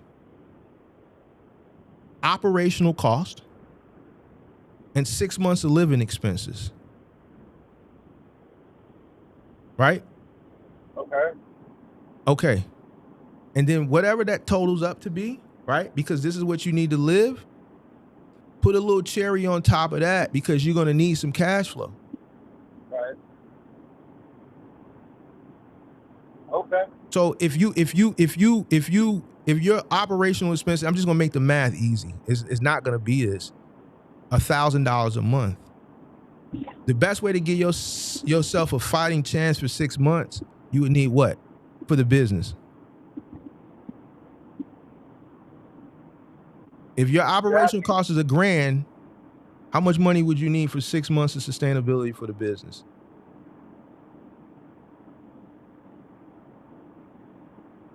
Bare minimum 7, 8. You'll need at least $6,000. If I said it's 1,000, 6 months of survival will be $6,000. Plus whatever you need for, your cost of living. More, obviously, always more is better. But you want to survive the first 6 months, so you have to make sure that you have enough cash flow to survive the first 6 months. A big part of surviving the first 6 months is having the money. You can't say, I want to survive 6 months and you ain't got the money. You could fuck up all which way around the board. As long as the money is there to cover the bills, then you still in the game. The reason why people fail is because they don't have the money. Okay. You see what I'm saying? So I shouldn't have any real expectations other than the fact of breaking even and covering my expenses. You can come in and you can take off. That all depends on your knowledge. It depends on your relationships. It depends on who you listen to, what information you consume and apply, whether it be misinformation or good information. All that depends on you. It depends on the market we're in. It depends on the market you are looking at. It depends on where we are in the economy. There's a lot of variables. That's just like me, you asking me that question for a person that starts next month. Tomorrow, if you tell me, that's why I asked you, when do you plan on starting? If you told me you want to start next month, I'd say if you ain't got no money, you're going to fail. I could confidently tell you that based on seasonality. Yeah, that's kind of why I came back out on the road. I find it a bit easier to save up money being on the road than being at home working 9 to 5. So all these variables that I just gave you are going to be instrumental on your survival and your level of progression. So if I do survive the 6 months, I will increase the odds of being profitable and growing customers and getting dedicated routes. And that all depends, because you can have the capital to give you the 6 months from a financial perspective, but if you're not learning and aggressively educating yourself and building relationships and understanding the numbers to make yourself profitable, then no. Just because you got the capital, you still got to do the back end work that's up here. Right. I can't dictate what, based on my knowledge and understanding economics and things of that nature. To me, 2026 is going to be a repeat of 2025. And I can confidently say that right now, based on where we at right now. I don't even think we've seen the bottom. To be honest with you, and I'll be transparent with you, I hope it gets worse. You hope it gets worse? Absolutely. Just to liquidate competition? Because I can buy more. I've been buying. I just want to buy because I'm prepared for it. I've been talking about it. I mean, you just started following the channel. I've been praying for this. People that have been watching me, I've been praying for this. I knew it was going to get to this anyway, but I've been preparing for it, and we've been stockpiling cash, and we've been preparing for it because this presents the best buying opportunity. We're business people. We buy low, we sell high. We don't buy when everybody else buys. We don't follow trends. Right. A bad economy, there's opportunities. A good economies, there's opportunities. It's all how you look at it. So when I say, yeah, I want shit to continue to go down, yeah, people who are in fucked up situations, who don't do what's best in their best interest, they hate when I say that, but this is why we on this side of the sand, and that's why they on that side. Right. I'm thinking about the future. The future, listen, shit is only going to get worse. So I have to take advantage of opportunities when they're there. If I know something is going in a certain direction that's going to present the best opportunity, prepare for it. Right? So to me, 2026 is going to be a repeat of 2025, because where's the money going to come from? I can confidently say right now in December 2025, where there's no upward mobility I see in the next quarter of people coming up with money. People are spending money right now that they don't have. So, people are getting laid off. Automation is taking over, laying people off. Companies are cutting because they're not making money. Unemployment is going up.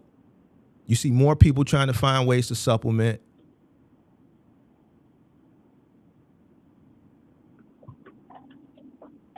So competition, I'm gonna tell you this, and then I gotta take the phone lines is booming today for some reason. For sure.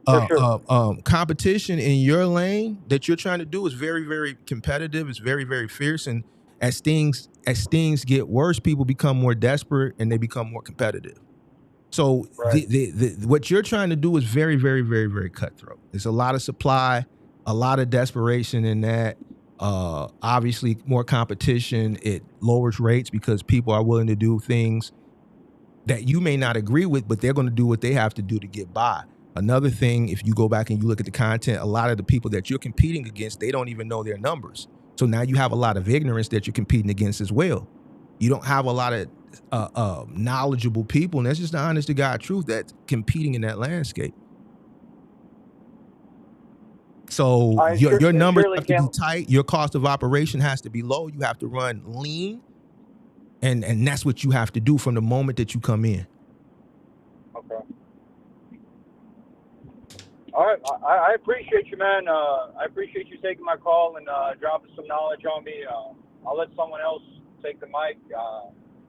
Best of luck with what you got going on, man. I'm gonna keep watching you, and I'm gonna try to soak up as much knowledge as I can in the next 6 months. All right, man. Appreciate you. Thank you. Appreciate you, bro. All right, man. Thank you. Bye. And like 6 people called. So first come, first serve. You got 314-803, 347 called a bunch of times. 260 called, 973. First call, first serve. Phone line is open.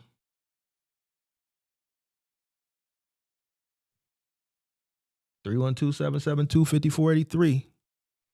Whoever called first, 314. Let me see. You got an 803, 8031. Yo.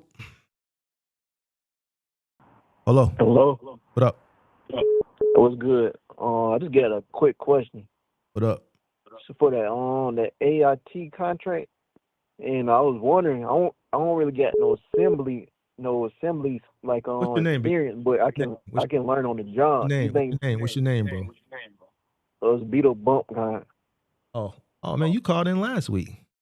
Yeah, You said for the AIT what? no, AIT contract. Mm-hmm. And I was wondering, like, you think it's a good idea to try to go for it if I don't really get no assemblies? I mean, you can see if they have one man opportunities. I know they got, some one man opportunities. See what one man opportunities they got. Oh, all right. But what if I want to learn the assembly? I'm a fast learner. Then you pretty need to much. go work for somebody that got the contract and work under them so you can learn it. Excuse me. Oh, all right. Mm-hmm. That's how I would do it if I were you. Oh, all right. That's the only question I have. All right, man. Be safe. All right. Next one. I think 260 just called. 260-314-803 or whoever. I don't know. So quite a few people that called. First call, first serve. Phone number 312-772-5483. Phone lines is open. They open for a short time, not a long time. I can't do it all day. That shit from yesterday. I can't do that today. I still got some shit I gotta do.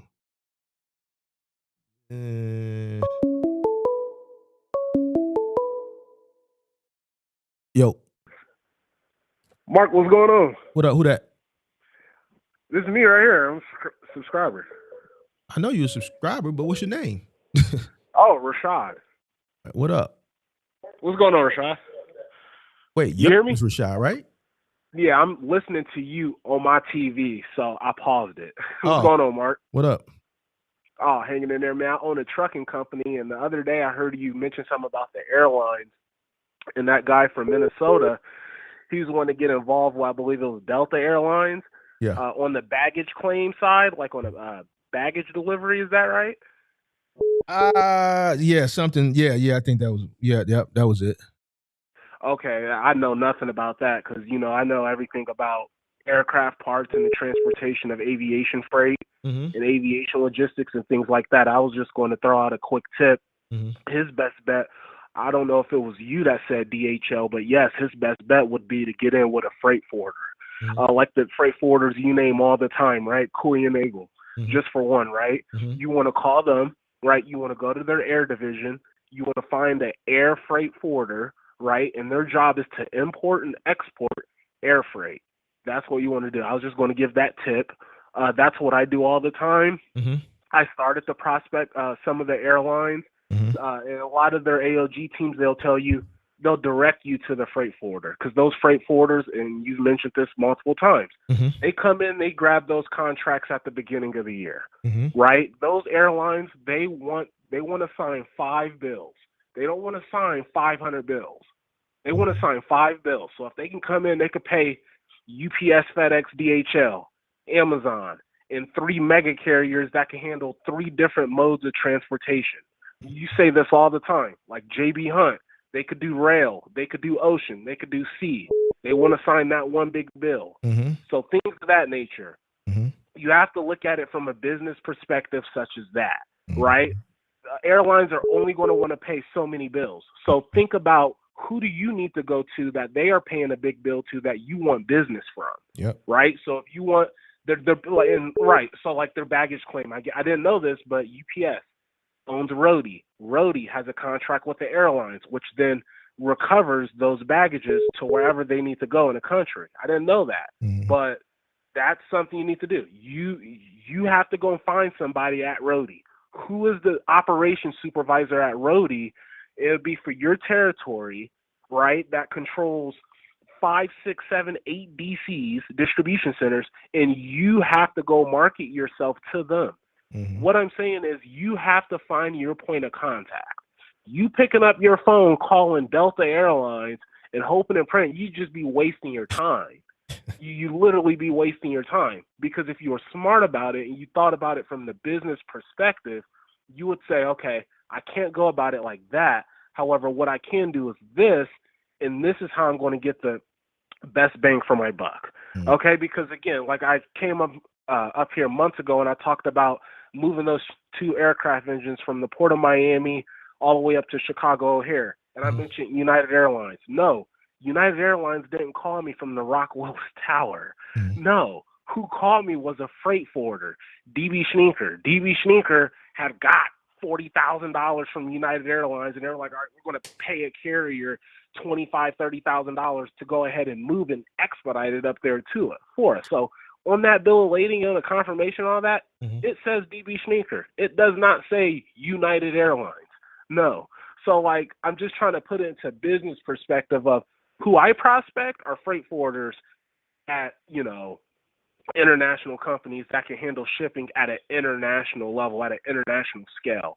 Freight brokers only handle things domestically, right? So a lot of freight broker customers, also when I was a freight broker, I talked to freight forwarders. You are going to be working with freight forwarders.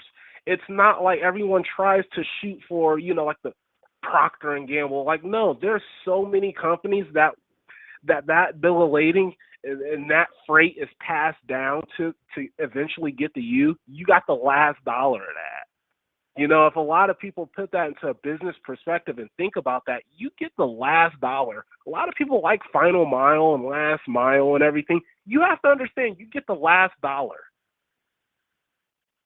Okay, because Procter and Gamble spends millions to get something transported from one country to another and puts it in someone else's hands, someone else's liability, someone else's insurance.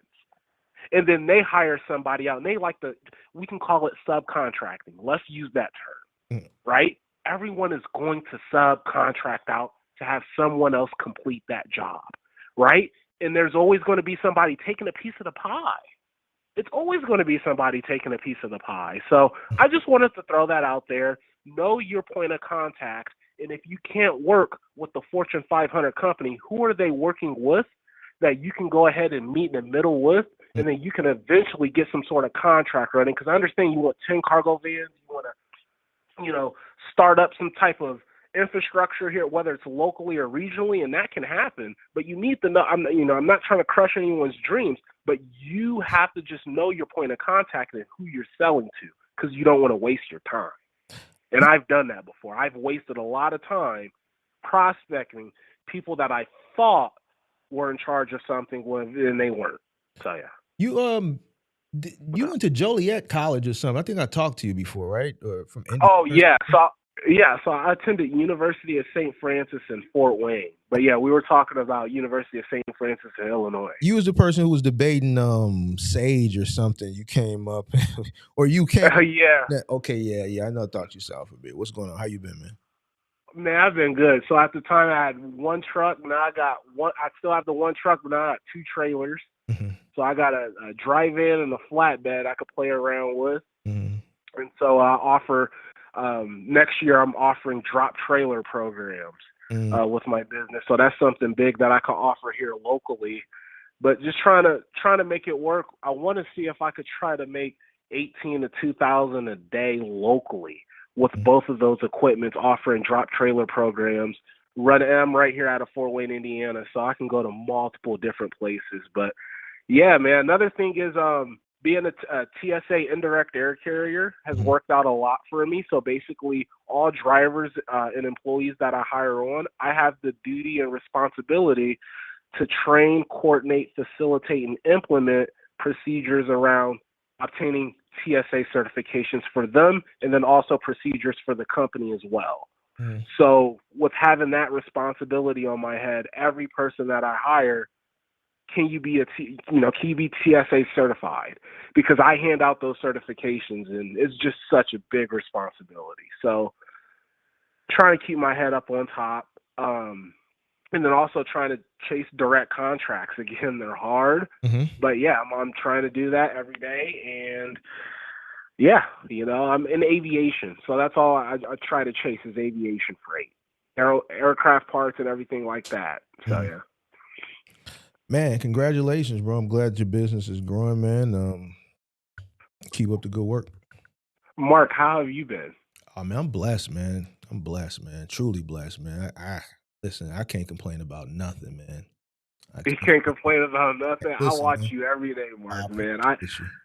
Thank you, man. I mean, the sole entertainment that I get around here. You know, when I'm on the road or I'm at the house and I'm watching you, it's honestly, I repeat, like, Talk to Me Nice. I just got done listening to that for a couple hours because you mentioned it the other day, and I'm just like, I just reminisce, you know, those times. I'm like, what was I doing around that time? How much have I grown? You know, and so now it's been about 3 years now because I started watching you December of 2022 when I was in college, before I even thought about getting a CDL. I know I've mentioned this to you before, but I plan on coming on a video with you next time in front of my fleet, in front of my semi trucks and trailers. And then I'll get a DJI mic, and then sit down and talk to you guys on live, and so you guys can see me and everything and my operations, because I'm very professional about everything.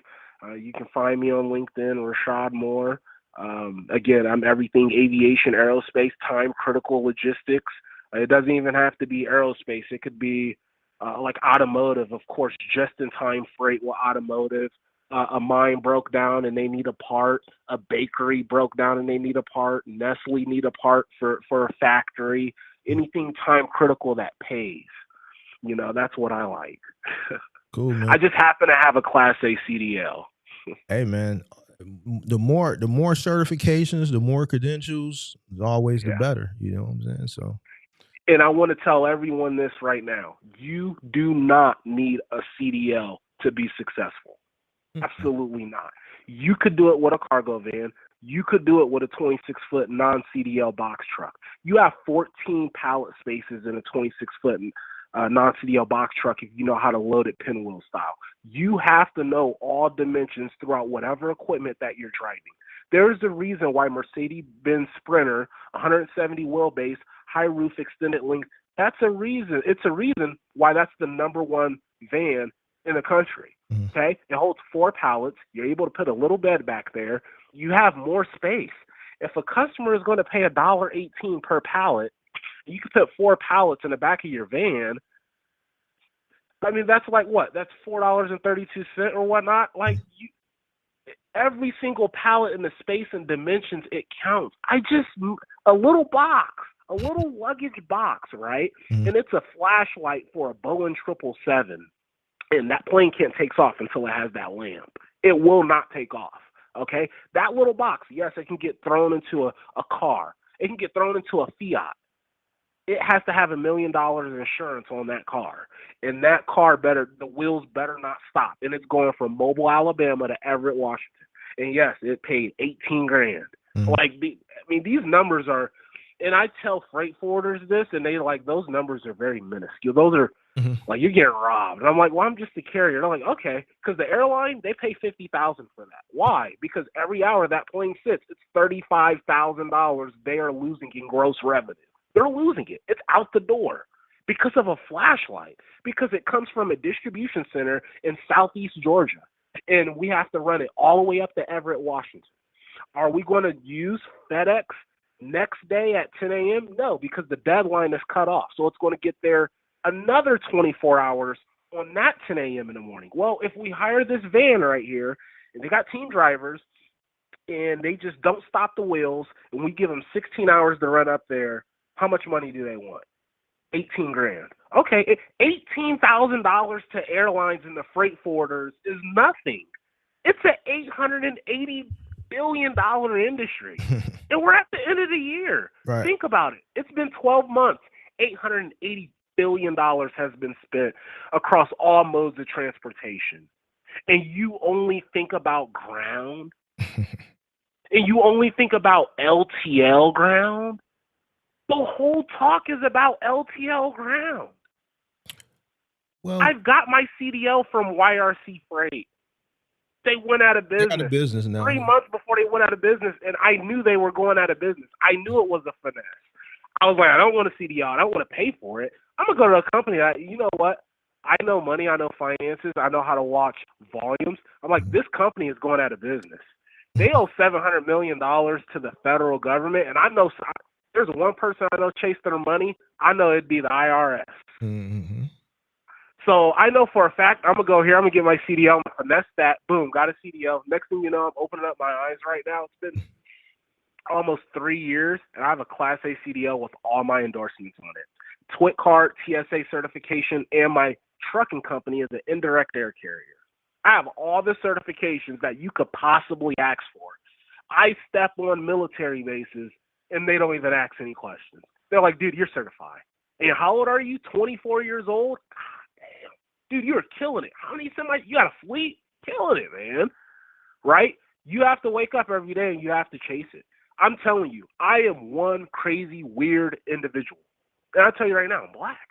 No, Most people are like, you're black? And this is what I'm gonna say. This is why every time I talk to you, I just be quiet and I take it in, because it's refreshing, to hear, because you're young.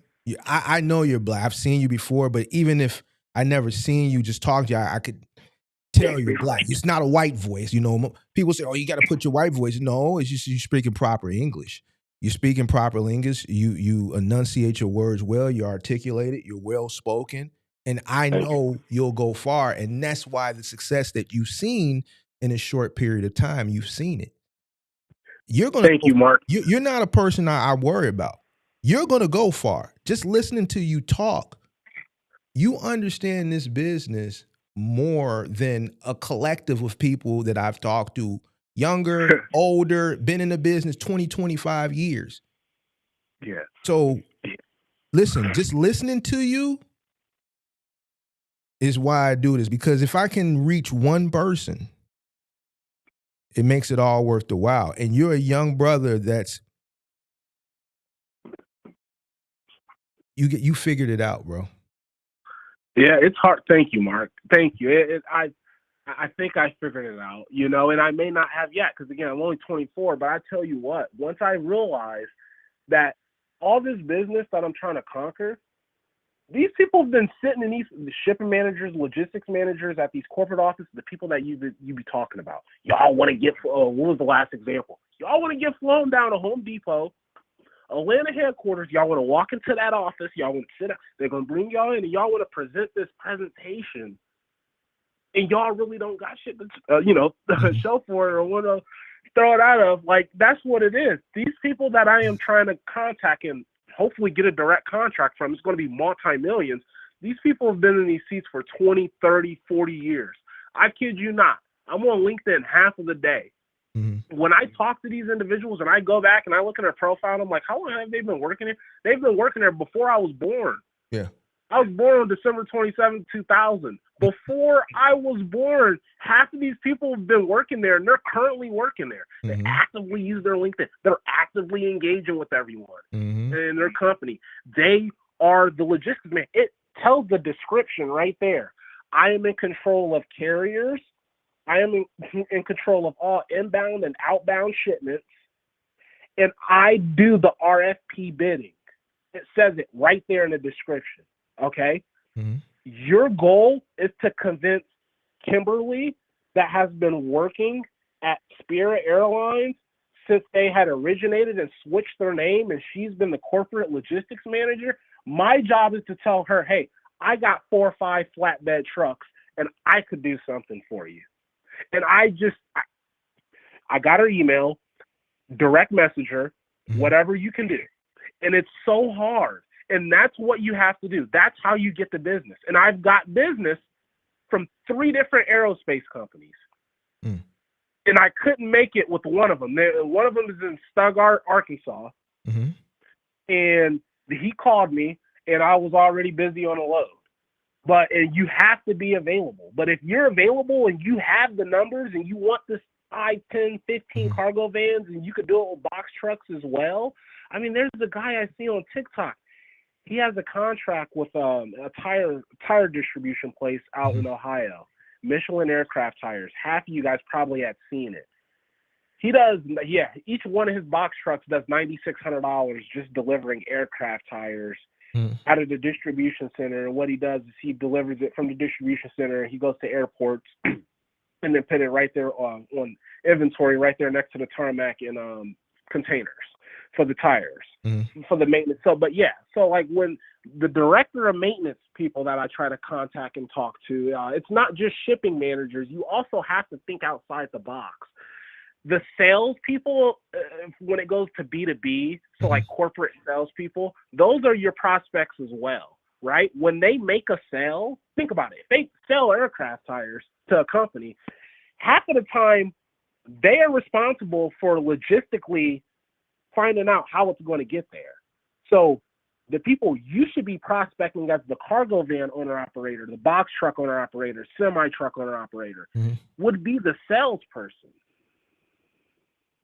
as well as the logistics manager. They all talk. They all have Monday meetings in the same room. They all talk to each other. So just understand your point of contact and who you need to, because if you understand your point of contact and you're thinking about it from a business perspective and you're thinking about it strategically, you're going to get there faster. And I promise you, you're going to get a cargo van contract fast. Okay. The last pharmaceutical person I talked to was McKesson. They have a distribution center down near Louisville, Kentucky. He wanted me to get a refrigerated reefer trailer, and I had to have crazy insurance. And I told him no. It was $3 million liability, $500,000 in cargo value insurance. I mean, the insurance was pricey, right, for a semi-truck. And I just steered away from there. But it's possible. It's possible that you can do it. And I just think that people should get more on LinkedIn, right? They should think more about it from a business perspective. Do in-person visits. That helps a lot. I've got business off of in-person visits about 7 times out of 10, right? And then basically everything else you talk about. There's really nothing else I should talk about. Yeah, I mean, the LinkedIn thing. No, it's cool. The LinkedIn thing, and see, it's a reason why you are where you are. And without saying too much, I'm not going to go into it because people get upset. But it's the truth. And I kind of went on a week about when I first came back after I was going through the remodeling phase, and I came back. When I first came back, like last month, I was doing a lot of content as far as accountability pertaining to Black men. Believe it or not, people push back. And oh yeah, I've lost friends over my black male friends over them seeing me doing what I'm doing. But lose them. Not that. Going back to what you were saying with the LinkedIn. LinkedIn is a very professional platform. Yeah. A lot of people that are in this business, to navigate through that is going to be tough for them. Oh yeah, you have to. For one, you have to invest in it, and you have to spend time. I could sit here right now and it's the communication aspect is what I'm talking about. Because you're dealing with a high level. You gotta come at them corporate. Correct. You gotta know what you're talking about. You gotta know what you're talking about, bro. Not only do you gotta know what you're talking about, you have to be able to articulate it well, right? Yeah, that's for sure. They're not gonna spend the time that I spend the time, and the way I would talk to you, like I may have to talk to the next caller in a different way. So, I'm just versatile like that because of man. You see what I'm saying? So when you go over to LinkedIn, like if you don't got that shit in you, it's not like they ain't gonna be like, you just not gonna get far, bro. So let me just tell you this. So true. That's a benefit for you. And that's leverage. It is. And I didn't choose a ghetto name. I mean, as soon as they see the ghetto name and things of that nature, they're just gonna look the other way. Exactly. They're going to look the other way. I'm telling you right now, you're speaking to somebody who's in charge of $30 million in carrier contracts a year, and you think that any type of foolishness is going to walk in and they're going to attain any type of business. It's not going to happen. Their job and their bonuses and you're moving finished product for a manufacturer, and it needs to go somewhere else from one manufacturer to another, and their business depends on your trucks. And you think that a ghetto name is about to get a multi-million-dollar contract? Think again. Think again. These people have been there 20 years, 30 years. Go convince Greg that you should own a region or you should own a state. for any Fortune 500 company. I don't care if it's for a food manufacturer and you're moving seasonings. Those seasonings have to get somewhere for cookies or bakes to be produced. It's very serious, and you have to think about business from a business perspective. And if you're thinking about it from a hustle mentality or mindset, it's not going to happen. All right. It may happen with the guy who owns an appliance store down the street. All right. That he's doing business, 50 miles throughout the state, but it's not going to happen on a multi-million-dollar, multiple asset-based level of what you may picture yourself as if you're not going to take it in a strategic manner. I could tell you that right now. You're just wasting time is what you're going to end up doing. You're going to end up wasting a lot of time, and something's just going to burst your bubble. Hey, man. Hey, man. Well spoken. Maybe they'll listen to you. When I say it, they don't. They get mad at me, so. Yeah, no, that's coming from a young African-American kid, male, right? 24. I'm out of Fort Wayne, Indiana. Okay. My name's Rashad Moore. I am educated. I went to college for 4 years. There's nothing you really can shame me on. And they go do research on me. It's like nothing you can shame. I'm telling you the truth. I do not hate on you guys. I want every single carrier that's listening right now to be successful. I want you to do something different tomorrow than you did yesterday. Okay? What were you doing yesterday? If you're on Google and you're just calling shipper, something has to change. Mm-hmm. Something has to change. You have to change in terms of your outreach, whether that's going to be your sales, your communication, whether that's going to be, and again, don't hire people to do this. I just spoke with several individuals. They like to hire and they like to outsource, and like people want to hire people in other countries to call and everything. You have to do everything yourself. No one cares about your business as much as you. No one cares. You have to sit here and think every day someone wakes up. No one's going to do outreach calls. No one's going to send emails. No one's going to put in ask for RFP bidding and everything, and it's coming up to the new year and everything. So you expect some big rush to come in. Like, no customers are going to come in unless you care. And if you think that someone cares more than you, you're paying them a lot of money. And if you're not paying them a lot of money, guess what? They don't care more than you. I think a lot of people just need to care and, don't get comfortable and complacent. Switch up your strategies going into 2026. I need all of y'all to think about what can I do differently, okay? Get a professional email. I don't want to see Gmail, don't want to see Outlook, don't want to see Hotmail, okay? Get your professional business name at the end of your email. I'm just trying to throw examples out there. Do something differently before this new year starts. Do something different. Stop doing the same. Stop. Think about different niches, okay? Like, I'm in aviation. I'm in time-critical expedited logistics, okay? But then I could turn around and I could do grain and get in agriculture, right? And just, why are you over here and you're doing this now? Well, because I'm going where the money at, and that's seasonal. And so I know if I go over here with agriculture, I'll have business with ADM, right? Archer Daniels Midland, and that's something consistent that I could put a driver on that's seasonal, 6 months, 6 off, part-time driver. You have to be niched, right? And I think a lot of people want to, I think moving is honestly a great niche. Moving is a real good niche. Hey, man. It really is, man.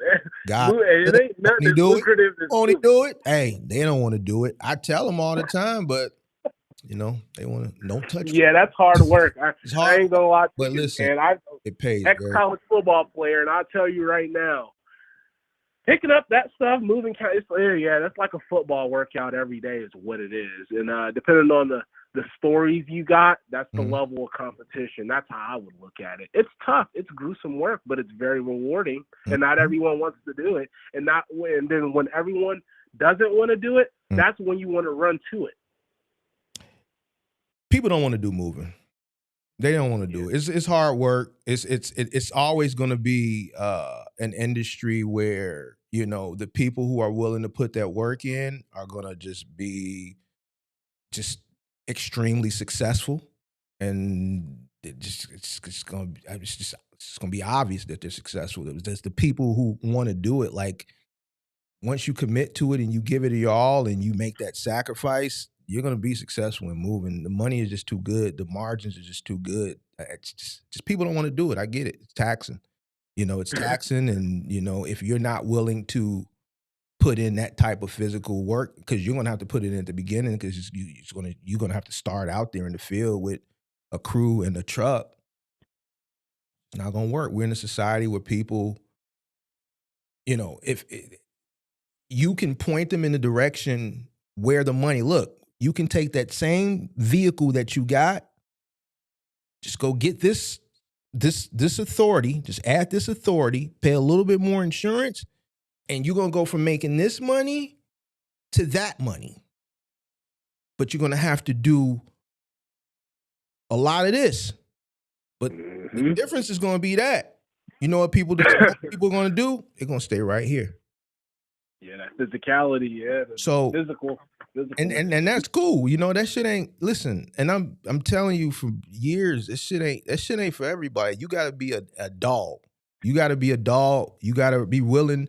You know how many times I done crushed my fingers going through a doorway with a sofa, shoulder thrown out, knee banged, all type of shit. You know what I'm saying? At the end of the day, was it worth it? Hell yeah. I had a guy fall through stairs with a radiator, had to cover his bills, all types of shit. I could tell you whether it was crew members or even me during those first early years, and even though the last 3 years during the pandemic when I had to come back in the field, those last 3 years, man, treacherous, bro. Because I'm 40-something now, so, but, hey, bro. Wow. Bro, you talking about hundreds of dollars an hour per truck. You can't, I'm getting 100% off the labor. I'm charging 100% markup just on the labor. You making money on the truck. You're making money on the materials. The customer pays for everything. Your margins are great. And yeah, your overhead have a business model. Huh?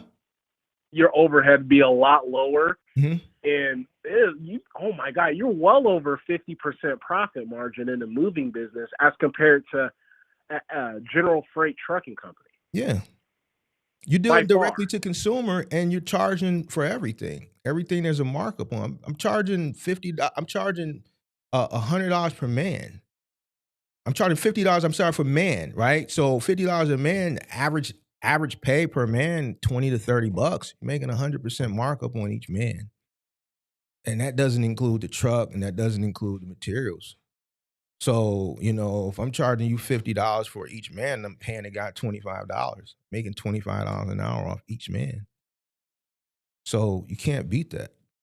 You know, you can't beat that with a 10-foot pole. So, you know what? Yeah, you got me thinking about that as another business venture. I don't know, because the reason I say that, and again, I don't talk, but when I was in college, I was a residential assistant for 3 years. Okay, so I managed 40 to 50 residents every single year for 3 years out of the 4. And with the moving, I've done nothing but moving on those days when they had to move in and they had to move out. And I tell you what, it is very lucrative if you can take a cargo van and you can move, because the parents are rich too. So you take a cargo van and then the parents are like, all right, we'll pay you $1,500 to move my kid. You get 20 kids. You could do that over a course of a week. I mean, and then you just go to small colleges. Don't think about the big colleges. No. You have to get niched. Like, people would think about it like this. This is just off the dome. I am going to get the most money out of parents. I'm going to private colleges.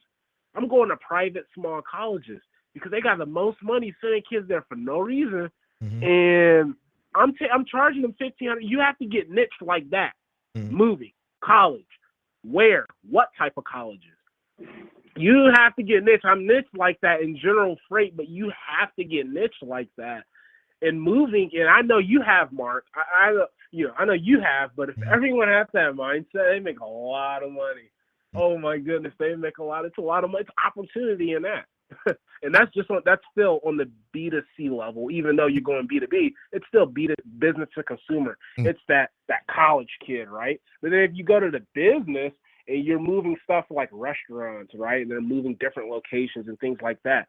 I don't know how much money that. I just know it's a lot more than trucking. Commercial moves are a lot of money. Commercial moves are way more money than more complex, more liability, but a lot more money because most commercial moves require like multiple trucks and I mean you 6, 8, 10, 12, 14 guys depending on how big the job is and it takes days, you know what I'm saying? So some could take a couple days. So yeah, commercial moves depending on how big.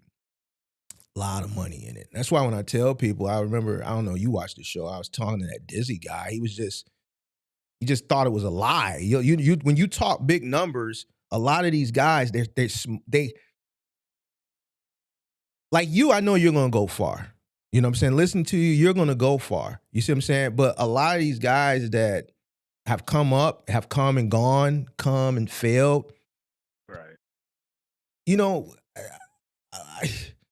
it's not they sell themselves short. Like you got the guy that you originally came up, he's selling himself. His ideas are just, he doesn't understand that his mindset, what he wants to achieve, the likelihood of it is less than 5%. You know what I'm saying? But when you say this, you're doom and gloom, bro. You're not gonna outbid UPS, bro. You're just not. Yeah. You're just not. Like, you don't even have a cargo van. That should be your first step, acquiring a van. And you're sitting up here running me a business plan to outbid UPS for fucking what's the airline Delta contract? You don't even have a cargo. It was so funny. You like they got terminals, they got tractors. You know what I'm saying? I don't be trying to hurt people's feelings and be funny, but I'm like, yo, we got to go through like step by step here. First thing, you should be trying to come up with the money to get a cargo van. Like, we shouldn't be having a conversation about outbidding the #1 logistics company in the world. Like, come on, bro. You're not gonna and then to take Delta away from them, bro. Like, come on, bro. Like, what? Like, it's like we can't have this this can't be life. But then you'll have another person where you're talking about, a full move from here to here, 2020. No, ain't no way you doing that because we did this to that for 12,000. I'm like, dude, it's gonna cost me 10,000 just to do the move. So how are you? So when the old girl said Florida to California for 6,000, I'm like, hold on, that's a partial on a flatbed. That's what I'm saying. Cross country for 46, and then like I gotta be it ain't the bad guy, but then I gotta like, bro, what are we talking about? You talking about from Florida to fucking California for $4,600, dude? It's gonna cost at least 10 grand. At least 10 grand in cost. Yeah. You know what I'm saying? You gotta house all your movers and all that. Yeah. Bro, that's a fucking week. That's a week, bro. And then the shit has to come back. Like, I don't. But then when you tell people this, it's like, no, bro, what the fuck are you talking about? They don't think about lodging. They don't think about per diem. All they think about is fuel. See, that's you're trying to argue with them. Is the fuel. But that's what I'm saying. It's like you haven't done it, or when you did do it, you did it under the table, or you did it on some crackhead shit. And you know what I'm saying? Like, bro, we not the same. That's why you there, bro. Talking about that line in the sand, bro. Like, we over here, bro. Stay over there, bro. Like, but yeah, man, some people get it. Some people don't, bro. But man, I appreciate you for calling in, man. And every time you call in, man, it's a pleasure, man. I love when the conversation is refreshing. Like, you ain't never asked me for no advice. Every time you call in, you doing better than the last time you called in, and the calls be like maybe 4 months in between. So, but you know, you the type of person you know how to go out and you know how to move and shake, bro. And that's and you gonna go far, bro. I ain't worried about you. Mark, thank you, man. That means a lot coming from you. Mark, thank you, man. I tell you what helps me is that I'm OCD. So I am medically diagnosed with OCD, and I chase it every day. I don't get tired of it. I do not get tired of it. And I'm telling you right now, if you met me in person, a lot of people would, if you met me in person, you probably say I'm weird, right? A lot of people would say this guy is weird. and I don't take any disgrace from it, right? Dave Ramsey said, "Be weird, don't be normal, be weird." Right? I've been listening to Dave Ramsey since I was 2014, so since I was 14 years old. So I've been listening to him for 11 years now, going on 12. But I'm weird, man. I'm weird all across the board, but I'm OCD, and I tell you right now, if you want business on that level that you dream of, you have to be weird. You have to get up every single day, and you have to go chase it. If you think you're going to on and off it, you're just wasting time. And that was the whole point of this conversation. Man, I'm proud of you, bro. Keep up the good work. Thank you, Mark. Hey, Mark, happy holidays, Merry Christmas, and God bless. Happy holidays, man. All right, Mark. All See right, ya. be safe. All right. All right. All right, man. A few more people called. 803 called a couple times, or whoever. Next call, I think that's going to be it. I'm going to take the one more because a few people called. Whoever calls first call, first serve. And then that's going to be it for the day. And you got to call it in the next 2 minutes. I did see a super chat. Let me go ahead and acknowledge that. I think it was Road Life. So, yeah, Road Life, appreciate that super chat as always. Sweet. Really big contributor to the channel. Appreciate that as always. Thank you so much. Thank you so much. All right. So, all right, we're gonna take one more call. I know there was a bunch of people that were calling today. I'm only gonna be able to take one more. First come, first serve. You got about a minute and a half to call in. Other than that, you're gonna have to wait till tomorrow. Next week is Christmas week, so I don't know. I got to figure out some Christmas content, I guess. I don't know. Yellow. Huh? Yo. Oh, Mark, hold on. You talking about? Oh, snap! I'm surprised I got contact with you. What's up, man? What's up, big dog? Hey, so I really want to start like a box trucking business, or like, wow, like you want to believe how grateful God. I'm thankful to talk to you. Thank you so much to speak to you. Oh, good, bro. What's your name? So my name Jay. Jay. Jay, calling from Queens. All right, bro. New York. Queens get Queens get the money. Get the money, dollar bill, y'all. I got the last dude that called in from Queens, man. I was upset. Why? Hold on, Charlie. Give me a second. I gotta get my shit together real quick. You from Queens? You from Queens? Yeah. All right, hold on. How old are you, dog? How old are you? I think I got it. I'm 28. You 20 what?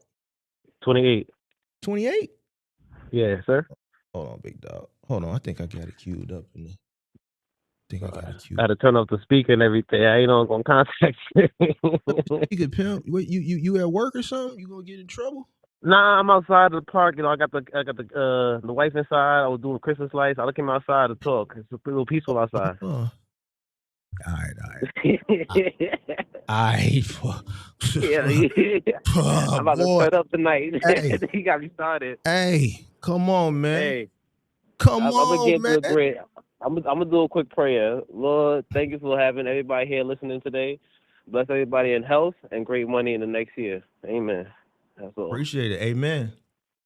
So basically, I don't know how to start, but one thing I was listening to today is like how to know about your community, like what your community could, what money you could bring in just to doing local trips. And I'm not on no low board. I don't got no truck. I don't got no LLC. I don't got nothing yet. So my biggest fear is like go ahead and starting this stuff and not knowing what's the market like. Because I only could do so much not being on low board. What's your opinion on that? Say that one more time, bro. So I'm from Queens, but I was listening to earlier that you have to know your community, where you're from. You was talking about Georgia. If you're in West Bubble in Georgia, and you know locally they're not making no money, then you got to go to Atlanta. I'm from Queens. I'm not on the low board, so I'm not aware of what the rates running like. What's X, Y, Z. So should I get on the low board before I get the truck, or? So what do you want to do? I want to get a box truck. But what do you want to do with the box truck? I just want to make money. I want to move free. I don't care what it is. No, well, you got to tell me what you want to do with the box truck, bro, because that all's going to depend on what you can do. That's the point when you was watching that. That's the point. What I was saying is You could have an idea of what you want to do, but the market may not be the market may not dictate that. So a person could want to do local work, but they may live in middle America. A person may want to start a moving company, but live in a small market. A person may want to do local final mile delivery, but they start in a small market. So now they forced to go OTR. So you got to know what you want to do. So, I mean, I'm cool with doing over the road or local work, but I don't know my market as it is. So you think I should? You in New York, go ahead. You in inner city New York. You in Queensbridge. Queens get the money. TONY. If they NY, multiply, do or die. Me and you got beef. Cool. I got beef. Come on, man. You in Queens get the money. All right, cool. So that's a stupid question. No problem. There's like 9 million people out there, bro. What are we talking about? All right, cool. So honestly, my position right now is like I have about like 50,000 saved. I'm ready to buy a box truck and start my LLC in the beginning of the year and get on the road. I've been driving already. I slept in trucks still to this day, 12-hour shifts, 5 days a week. So I'm working for somebody, and I'm ready to tell them I'm ready to start my own stuff. Bro, I think based on what you're saying, bro, how old are you? 20 what? I'm 28. 28, bro. You got a lot of work, a lot of research to do, bro. No problem. You need to do a lot more research before you do anything. Just based off what you're telling me, just even with me, you in New York, you asking, okay, well, I would say what you want to get. You say I want to get a box truck. I said what you want to do with the box truck. I just want to make money. That right there, that was the end of the conversation for me. I just want to move freight. I heard it's a freight out there to be moved. Yeah, hold on, bro. You want to get the best bang for your buck. Moving freight is all different types of freight. At the same time, too, I ain't working with somebody. I'm not trying to make chump change no more. Like I've done that. Here's what I'm saying, bro. Listen to what I'm saying. You wanna make the boat. You wanna get the best bang for your buck. Listen to me and listen to me clear, young man. You're 28. I heard you say you married already, right? Yeah. Okay, so listen. You got kids? Nah, no kids. It's a dog. Okay, so you want to make the best bang for your buck. First of all, you want to, and I'm going to be brief with you because really you need to go back and also too, the apartment's already paid off for 2026. All right, hold on. I already got that out the way. That's cool, but listen to me. First, listen to me and listen to me clear. The first thing you need to determine is where you can get the best bang for your buck. You in New York, right? You in a city with 9 million people. You want to go over the road? You said. It don't matter. What I'm driving trucks right now. That's what I'm trying to say. I'm driving trucks right now. I'm not driving a box truck. Nah, I don't got no CDL. What type of truck you driving? I do tow trucks. Tow trucks, really. You a tow truck driver? Yeah. Oh, well, you doing good out in New York. You probably making a bag. Listen, I'm tired of working for people, to be honest with you. I'd rather be self-employed. All right, so have you learned the tow truck business? Way too much where, to my point is, I'd rather get a box truck, start with a box truck, and maybe later on down the line, I'll switch to a tow truck. Cause I'm more of a car guy. I like cars. So I'm right now for money, because compared to a tow truck, to a box truck, tow truck costs a little bit more with all the equipment and stuff. So I'd rather start with a box truck and make my money there, hustle down for another, whatever, how many years I got to do, and maybe later on I get in the tow truck game, see how it is over there. But right now I like the, and it also too, the parking with the box truck will be so much, like, I used to watch, Toe Piglet? Mm-hmm. Yeah, I used to watch him back in the day, and I can't do a hot shot with a trailer right now. I can't find parking for that. No, not a hot, I wouldn't say a hot shot, but that's what I asked you. You tell me a box truck is easier to find parking than a tow truck? Yeah, for my situation what type of right tow? now. A flatbed, or are we talking about a safety tow? No. I can find parking for a box truck and a tow truck, but the price for a tow truck probably gonna run me like 70 bands. A box truck probably cost me like 50 bands. You talking about buying a parking spot? Renting, maybe like renting. No, yeah. bro, hell no. Listen to me. You can rent a parking spot out there for like $300, $400, $500 a month. Yeah, be honest with you, I deal with a lot of police out here and stuff like that. I'd rather get the ticket than go ahead and pay for that. They're not looking for box trucks to give tickets for parking out here. So I'd rather, they going to give you a ticket for your tractor trailer and all that. That's why I'm not looking for the tractor trailer or a hot shot. That's why I look for the box truck or the tow truck. All right, so. I'm okay with getting the fine for the ticket for a box truck. All right. And like I said, I'll be moving.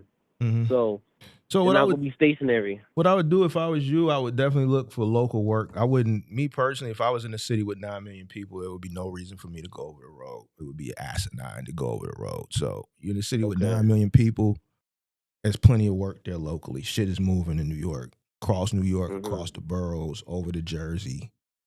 You know what I'm saying? So, like, I would definitely find some local work. I mean, it may not even necessarily have to be a box truck. It could be a cargo van. But even with a box truck, Big money. I'm talking big. I want big money. I told you. I mean, John is in here.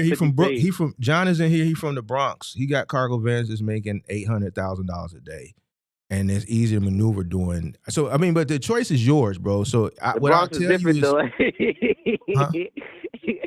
I hear you. What I'll tell you is this: you in New York, so you shouldn't have to go over the road. No problem. So, I mean, how much? Like I said, I'm in the position where I've been. I'm sorry to cut you off. I'm in the position where I've been where I don't mind.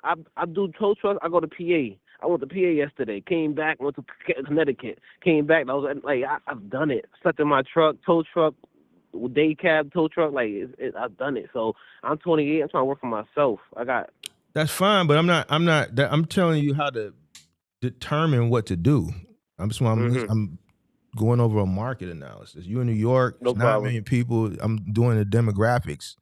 You shouldn't have to go over the road. Me personally, if I lived in New York, I wouldn't go over the road.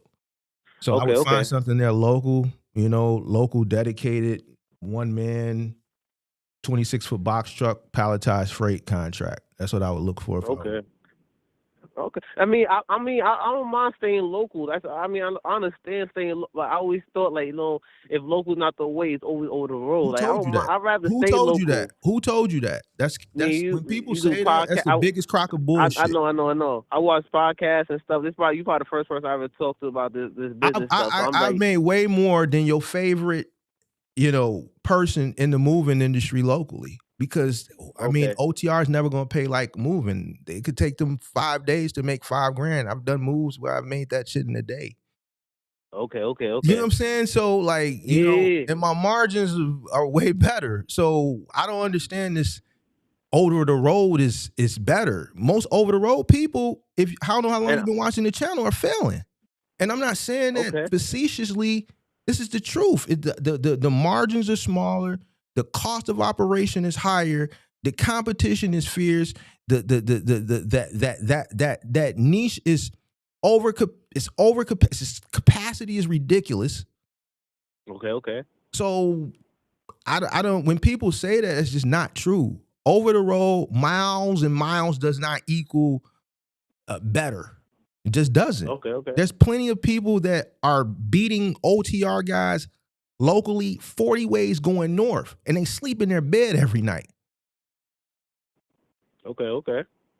No problem. So that's not like true. I said, you're the first person I really talk to. And everybody I talk to with box trucks and stuff. They they a company worker or something. So I'm a recently new subscriber. I've seen your stuff a couple times, but I recently subscribed maybe 2 weeks ago, and I've been watching your stuff. I even saw your dude yesterday. It was comical.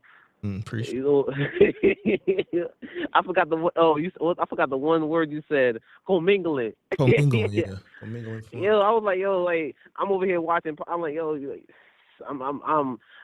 I'm watching these podcasts and stuff, I feel like I'm way ahead of the game. When I talk to other people, it's like, you ain't do this, you ain't. I'm not even talking. You're wasting my time right now. Like, you're not even educated on certain aspects of the business, and I don't proclaim myself an expert either, but it's like the simple stuff. Like you got to keep certain things separated. Yeah. Just for IRS don't play.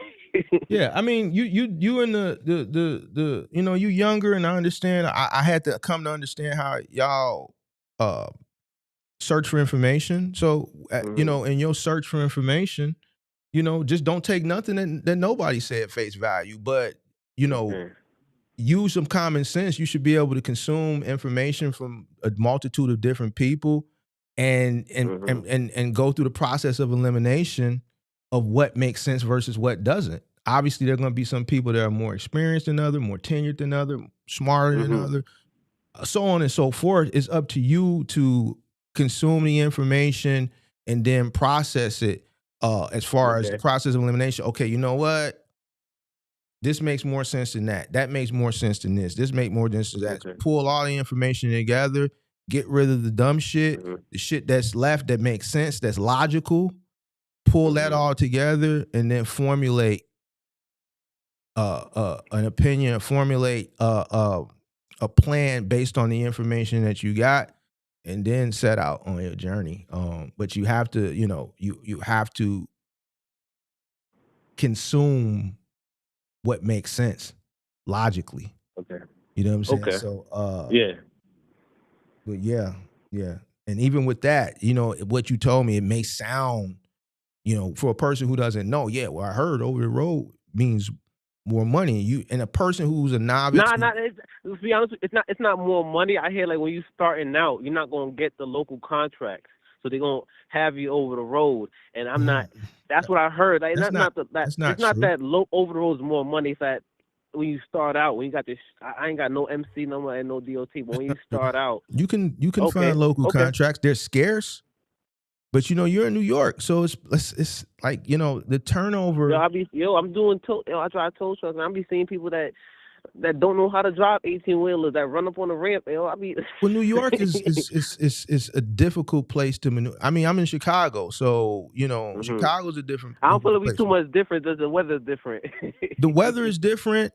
Well, the weather is pretty much the same. It gets cold there, it gets cold here. It was just negative something a few days ago. You know what I'm saying? But like we got low viaducts, y'all got viaducts. Y'all got an L, we got an L. It's just y'all got 3 times the amount of people. But as far as the buildings, the one-way streets, the tight streets, the bicyclists, all this shit that you got, we got. It's just y'all got 3 times the amount. We got low viaducts here that trucks come through all the time and tear the roof off their shit. You see what I'm saying? Yeah. So and I pick them up all the time. yeah. If I was in New York, I would definitely be looking for a local opportunity. I wouldn't. It's 9 million people there, so there's palletized freight that's going from borough to borough, one borough to another, getting on the bridge. What's the boat you got to drive the truck on and get on the boat and go across the ferry thing over to the other side and shit like that. Y'all got all of that. So my next step is like next year, starting Journey first. I'm gonna start because I want to start everything with a new tax season. I'm gonna start my LLC. Go in the process, get my tax, do everything I got to do. Why you gotta wait for next year to do what you can do today or tomorrow? You can go get started tomorrow. It was the tax season. That's why I didn't want to deal with no taxes this year. What do you mean taxes? I'm saying, what are you saying? What are you saying? You want to start? I'm not acclimated with anything about the taxes and stuff. I know like if you start business this year, you gotta go ahead and. When do you plan on starting the business? When do you plan on actually purchasing the equipment and all that stuff? I'm looking at box trucks today. Like I'm ready. I got 50 bands ready to buy a truck that costs 40 bands. Plus I got an extra 15 saved in the bank. And my mom says she's gonna help me no matter what. So it's like I have the money, and I lived on the road already. I could eat. I could take a shower at Planet Fitness. Like it don't matter what I got to do. I make the money. I just don't want that the IRS come down on me. And I want everything to be clean. Well, there's only 2 more than the rest of the. That's what I'm saying. I'm ready to start. My boss told me I got to work New Year's Eve, and I looked at him and laughed. I said, "You better find somebody else. Like you ain't gonna call me. Like I'm ready to walk out of that business today." Well, I would, if I were you, I'm being honest. Based off the conversation, you still got a lot of research to do. I wouldn't pull the trigger. No problem. Now, I would at least give yourself 3 months of research. No problem. No problem. And then come like back. I said, I'm a new subscriber, so if you can send me a link to subscribe to your Patreon or something, like I'm new, all this. I got a Discord. And even though I'm young, I'm not too acclimated with the technology stuff. I ain't know technology gonna take off like this with all the YouTube and stuff. Especially when I'm driving, I be listening to podcasts, but I can't listen and look over at the same time. I be focused on the road. I mostly listen to you when I'm on the road. It's like my day off is today. Okay. So I'm ready. Like I ain't trying to be an employee no more. Honestly, I'm trying to do my own thing. Trying to make my own money. I've been doing this. Like I was on tow truck one time. I quit tow trucking to learn dispatching. I did dispatching for 2 years, so I know how the dispatching side work.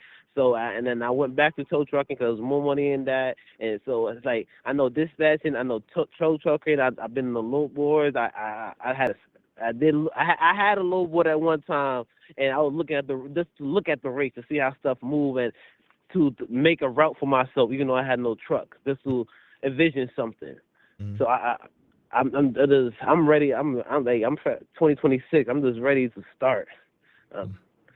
I'm ready to start. I'm ready to start today. I'm just waiting for that new tax. That's the only thing that's holding me back. I want a new tax season to start. No, the taxes ain't. Listen, if you started today, you wouldn't pay no taxes, bro. You wouldn't even hit the threshold to pay taxes. It's only Today is what is today? The 18th. It's like literally 13 more days, bro. Like if you got on the road today, you probably wouldn't even hit the threshold. Huh? One person don't play with IRS. You 100. Listen, if you started today, you would 100% operate at a loss. You would not recoup your initial investment over the course of the next. like who told you that, bro? Even that's misinformation. Man, that's why I can't call you, my brother. You can start a business whenever you want to. Like that tax shit that you're saying, like. Dude, if you start the business today, it's the 18th. You talking about buying a truck, all the other costs that are associated with it, you're not going to make that money back in the next week and a half, bro. You're right. You're going to 100% operate at a loss. I can 100% guarantee you that you're going to operate at a loss. Yeah, I know, because you got to take at least 20 days to get your DOT and MC. I'm just saying hypothetically because of what you said. No, I'm speaking based off of whoever told you that. If you had everything up and ready to go and you pulled the trigger and today was the day that you ran your first job and you received you made your first revenue. Your first revenue was earned today. I can guarantee you operate at a loss this year. Okay. That's what I'm saying. So whoever told you that IRS stuff, like that shit is crazy, bro. It don't makes no sense. I don't think nobody told me that. It's in my paranoia of the IRS, so I'd rather be safe than sorry. I mean, you're gonna be safe if you file. You're gonna file for like 13 days, bro. You're gonna file for literally the 18th through the 31st. Whatever you earn on the 31st is, you're not going to earn more than $60,000. You said you're going to buy a $40,000 truck. You're not going to earn $40,000 in the next 12 days. Okay. So, you're not going to start this year anyway. I just wanted to say, that tax shit that you were saying, that's not relevant, right? Okay, no problem. The first of the year so I can start afresh. Dude, when I got official was October when I officially became official, like a referee with a whistle after operating under the table. It was October 2013. So, and in those 3 months, I my tax was for those 3 months. In those 3 months, I had $400 and something thousand in revenue. Okay. You know, so obviously, that's a little bit different. You got 12, 13 days, bro. You're not going to. And I already had a business that was up and operational at that time. So I didn't, I'm going to wait till January 1st for what? We're already running. Shit, I'm trying not to get in trouble. Let me go ahead and make this shit official. Like I said, I don't really have a lot of information. I ain't got nobody really talk to. And everybody I talk to, like either a company worker or they don't want to provide you information. They gonna tell you like, oh, you need $1 million insurance. Don't worry about it. You do need $1 million insurance policy. You're gonna need $1 million in general liability. You're gonna need $1 million in commercial. Yeah, but then the conversation cuts from there. Cargo. I'm like, I already talked to my insurance agency. I already put the VIN. You said what? A quote. I'm not worried about. You said what? Talk to certain people. Really, I can't. I'm started. I don't got nobody to look up to, nobody to look left to. I was like, yo, how you doing over there? I'm on my we call it on my dolly. That's what I'm telling you. By myself. I'm just trying to. Can you hear maximize much information I could get. Can you so when I go into business, I'm not looking stupid. Hello, can you hear me? Can you hear me? I hear you. Yeah, bro. Just keep researching. You still got a little research to do, bro. No problem. But I'm gonna definitely start it in the beginning of the year, though. I'm gonna definitely start it. Why are you gonna start at the beginning of the year? Researching? You said you gonna start researching the beginning of the year? No. I'm gonna start the business. I'm gonna start the LLC the January 1st. First day, I'm gonna call up and get the LLC, and I'm gonna get the box truck probably the same week. That's next. Like that's the week after next, bro. Yeah, I know. I'm ready. Okay, bro. All right. You don't think it's a good idea? I don't think you're ready. I just told you to wait based on the conversation, there's general basic things that if you started general research that you don't know. And then two, why would you, and see, here's things that you don't know. I would not buy, if you were my brother, I wouldn't let you buy a truck the first week of January. You're going to fail. Okay. You know why? You ain't going to have pretty much no work. You know what I'm saying? On the new in January, you know what I'm saying? So you don't even understand seasonality. Yeah, I know Christmas season, they got a winter side, but it's also you said what? Hold on, say that somebody. again. You said Christmas what?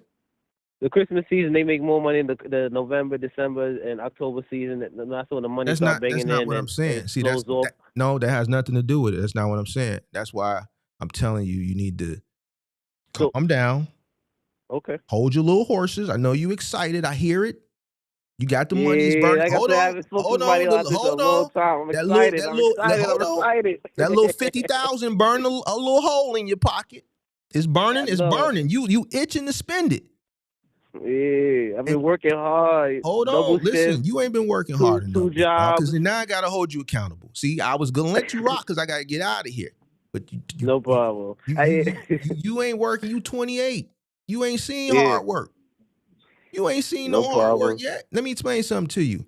Don't let that 50,000 burn a little hole in your pocket because you anxious. No problem. All right? Based on the conversation, you could do what you want to do. You need to research more. I'm not saying don't pull the trigger, but based on the conversation we've had, there's general things that are leading me to believe in this conversation. General shit. Basic shit. Just when you go how to start a box truck business on Google, you don't know. So that's concerning to me. So before you go out and you spend $40,000, $50,000 on a truck money you got saved up, I think you should take a step back, especially not understanding basic information. And in January and February, January is the slowest month in trucking. The slowest by far. So I would be researching still and stacking money. There's no sense of investing into something in January and starting to take on the cost of something that the likelihood of you getting something consistent is very, very low. You know what I'm saying? So why take on that burden, when you're not there here yet? I mean, it's just not, my answer for you is that I also have other income coming in, so I'm not too worried about the box truck making so much money. I'm just worried about my DOT MC is aging. That's the wrong way to look at it. That's the wrong way. We always worry about the money. What are you talking about? You ain't worried about the money. When we invest into something, our main priority becomes return on investment. We're not waiting on a return. We're trying to get the return on investment immediately. What are you talking about? You up a few M's? Nah, negative. All right, so then you can't talk like you up a few M's and we're gonna get it. This is gonna park it to the side. We're gonna let that. You dig what I'm saying? Like, don't listen, bro. The moment you invest the money, priority one, return on investment. Okay. Immediately. Ain't no problem. We got to get to it immediately. This becomes priority number one. Everything else put to the side. Period. Everything. God, then this business, everything else is on the back burner. Everything. Okay. All right. So if you ain't in that mentality, big dog, my type of content ain't gonna work, bro, because I'm the type of person, once we put that money up, it's go time. I hear you. I hear you. I'm here. I heard this advice before, but I hear you. You never heard that before? Nobody never told you that? Listen, I've been having a lot of mixed match advice, but I'm a whole. I know I'm your last caller, and I hope you get another caller in. It can fit another one in. But my thing is, I'm gonna ask you. You asked me, I gotta get the guidance, so I know I'm gonna subscribe to your Patreon and do what I gotta do. But I don't got a Patreon. I got. You don't got a Patreon? No, I got a Discord. I don't gotta pay. Discord. Yeah. I'm not even on Discord. I thought that was gaming stuff, but I gotta get on that too. I mean, they got gaming but things. It's just a way for me to. I don't think this Patreon you can actually talk to people. Like in Discord, they got voice chats and things and different channels you can communicate. Okay. Like I said, I'm still learning all this technology stuff at the same time. So my thing is like I need that like guidance that you tell me to do. So, but you gotta listen, bro. Like you over talking. You too excited. First thing you need to do is calm down, bro. You making me jittery and shit. You just too calm down, bro. Calm down. You know why? No the trucking shit is not going nowhere, bro. This shit ain't going nowhere. This shit gonna be here. It's gonna be here, bro. You need to educate yourself more. I said 3 months. You talking about buying a truck first a year. You need to sit down during the slow season and consume knowledge. I forbid you to buy a truck in January, bro. Like that'll be if you catch a good deal in January, it's one thing because it's gonna be bad. People are gonna be desperate. That's one thing. But based on what you told me as far as your bread, like you don't really got that level of, you dig what I'm saying? So when you do invest, it's gotta be go time, bro. Because those bills, those 30 days is gonna come. That insurance is gonna come. Those bills is coming. You in New York, you gotta park that truck somewhere. You saying you gonna park it on the street. I mean, I didn't go back and forth with you, but if you start getting tickets, then you're gonna have to go find somewhere to park it, bro. And we know parking in New York is gonna be at least a nickel a month. Yeah. You see what I'm saying? I understand. So yeah. Yo, I think you need to do at least 3 more months of consuming information while you continue to save more money. January is just not a good time. You know what I'm saying? And that's because of it's gonna be extremely so. You're gonna have veterans are gonna have a hard time, maneuvering, but they understand it, so they're financially prepared for it.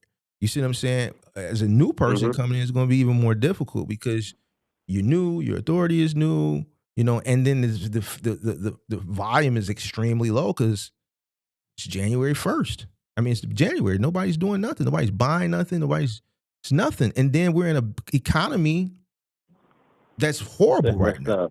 So it's going to be probably this January probably be worse than the last 5 years. It's probably be the worst January we've seen in the last 5 years. Okay. So you want to probably think about, man, top of the spring or something.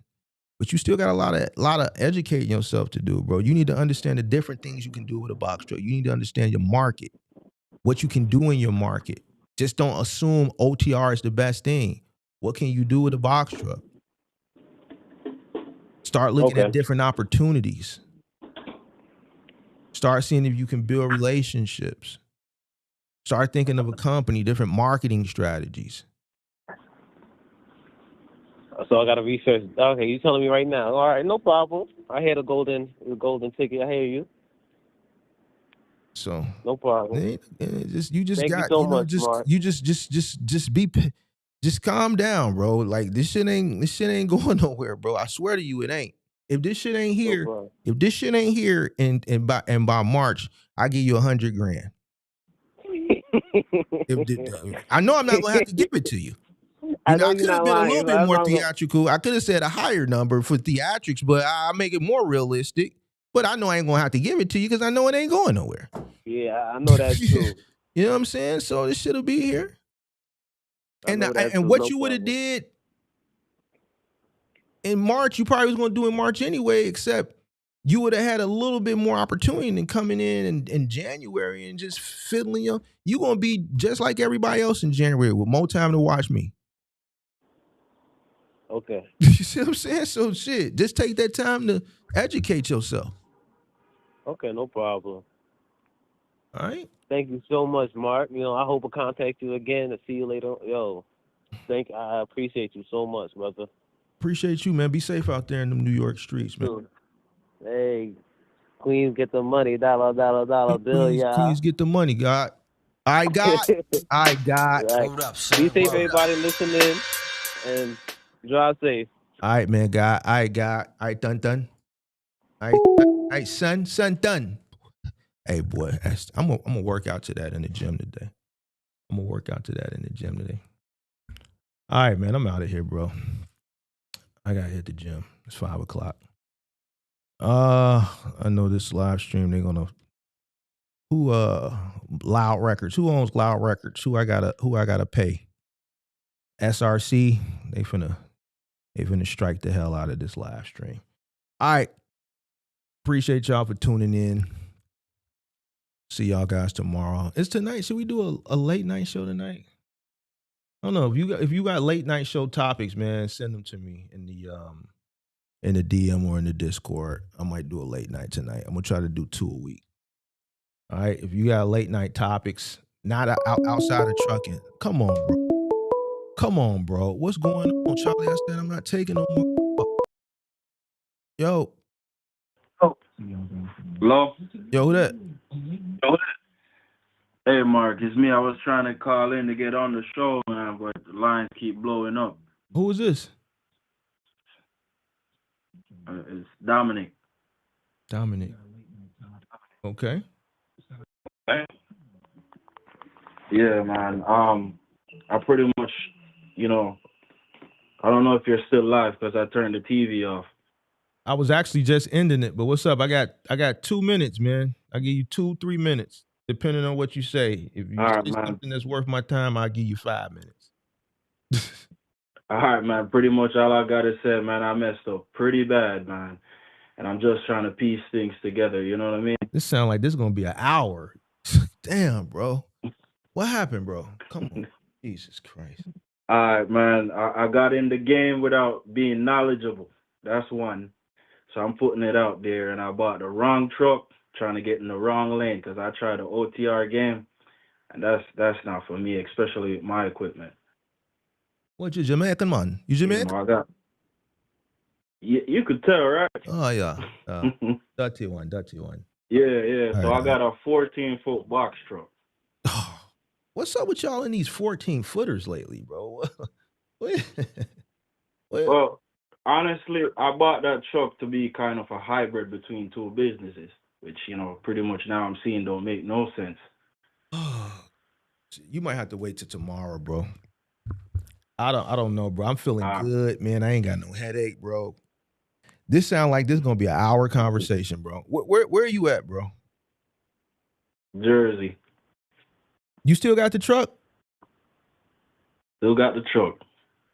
So what's the problem? You just can't find no work, right? Pretty much. How much did you pay for the truck? Got my MC going, everything. Huh? You got an MC?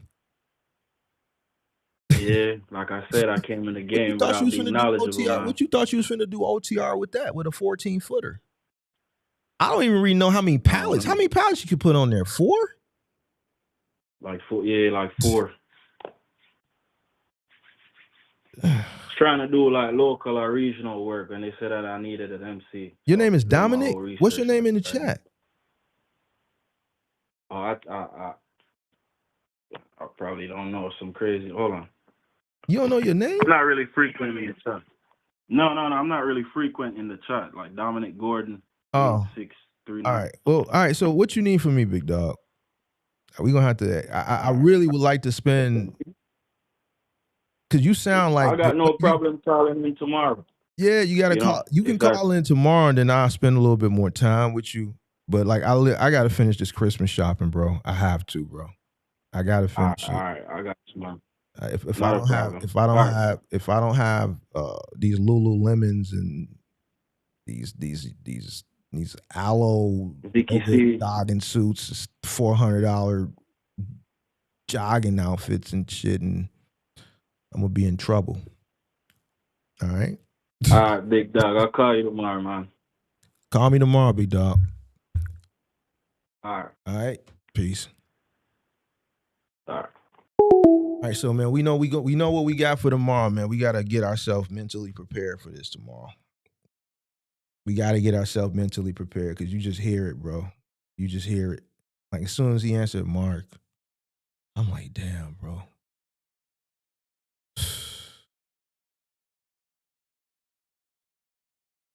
we got to get ourselves prepared. So we're gonna get ourselves prepared for this tomorrow. Obviously, you can tell it's gonna be an epic one. If he calls, what number is this? Let me see. 973. Let me write that down. 973.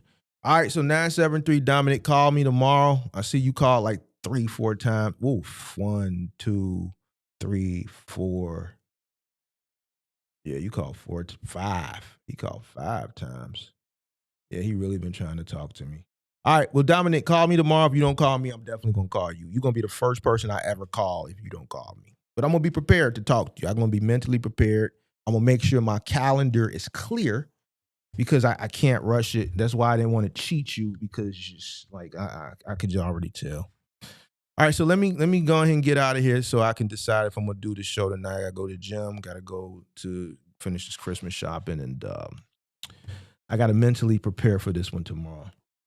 Nighttime topics, Sprinter van. Man, I like my nighttime topics. I like them to be outside the truck, and I like to do like real. I think I might talk about the cost of living crisis. I think we might look at some cost of living crisis reactions and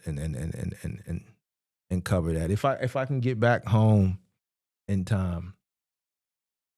He doesn't know where to look for work. I know I got a game plan for him, you know, but I got to hear where he at with it from a financial perspective and everything else. We'll get something together for him. We'll do something. Somebody said living in storage. Ooh, I saw that. I saw something I seen like a video earlier that went viral. The storage video. I might do that one. You need to call the show Therapy with Mark. Nah, bro. You know, I do feel like, yeah, bro, you might be right. I ain't gonna lie. You do seem like some therapy sessions sometimes. But man, Dominic, call in tomorrow. I see you at the 973 number. And if you don't call, we'll call you. All right, guys. I might see y'all tonight. I might not. Peace.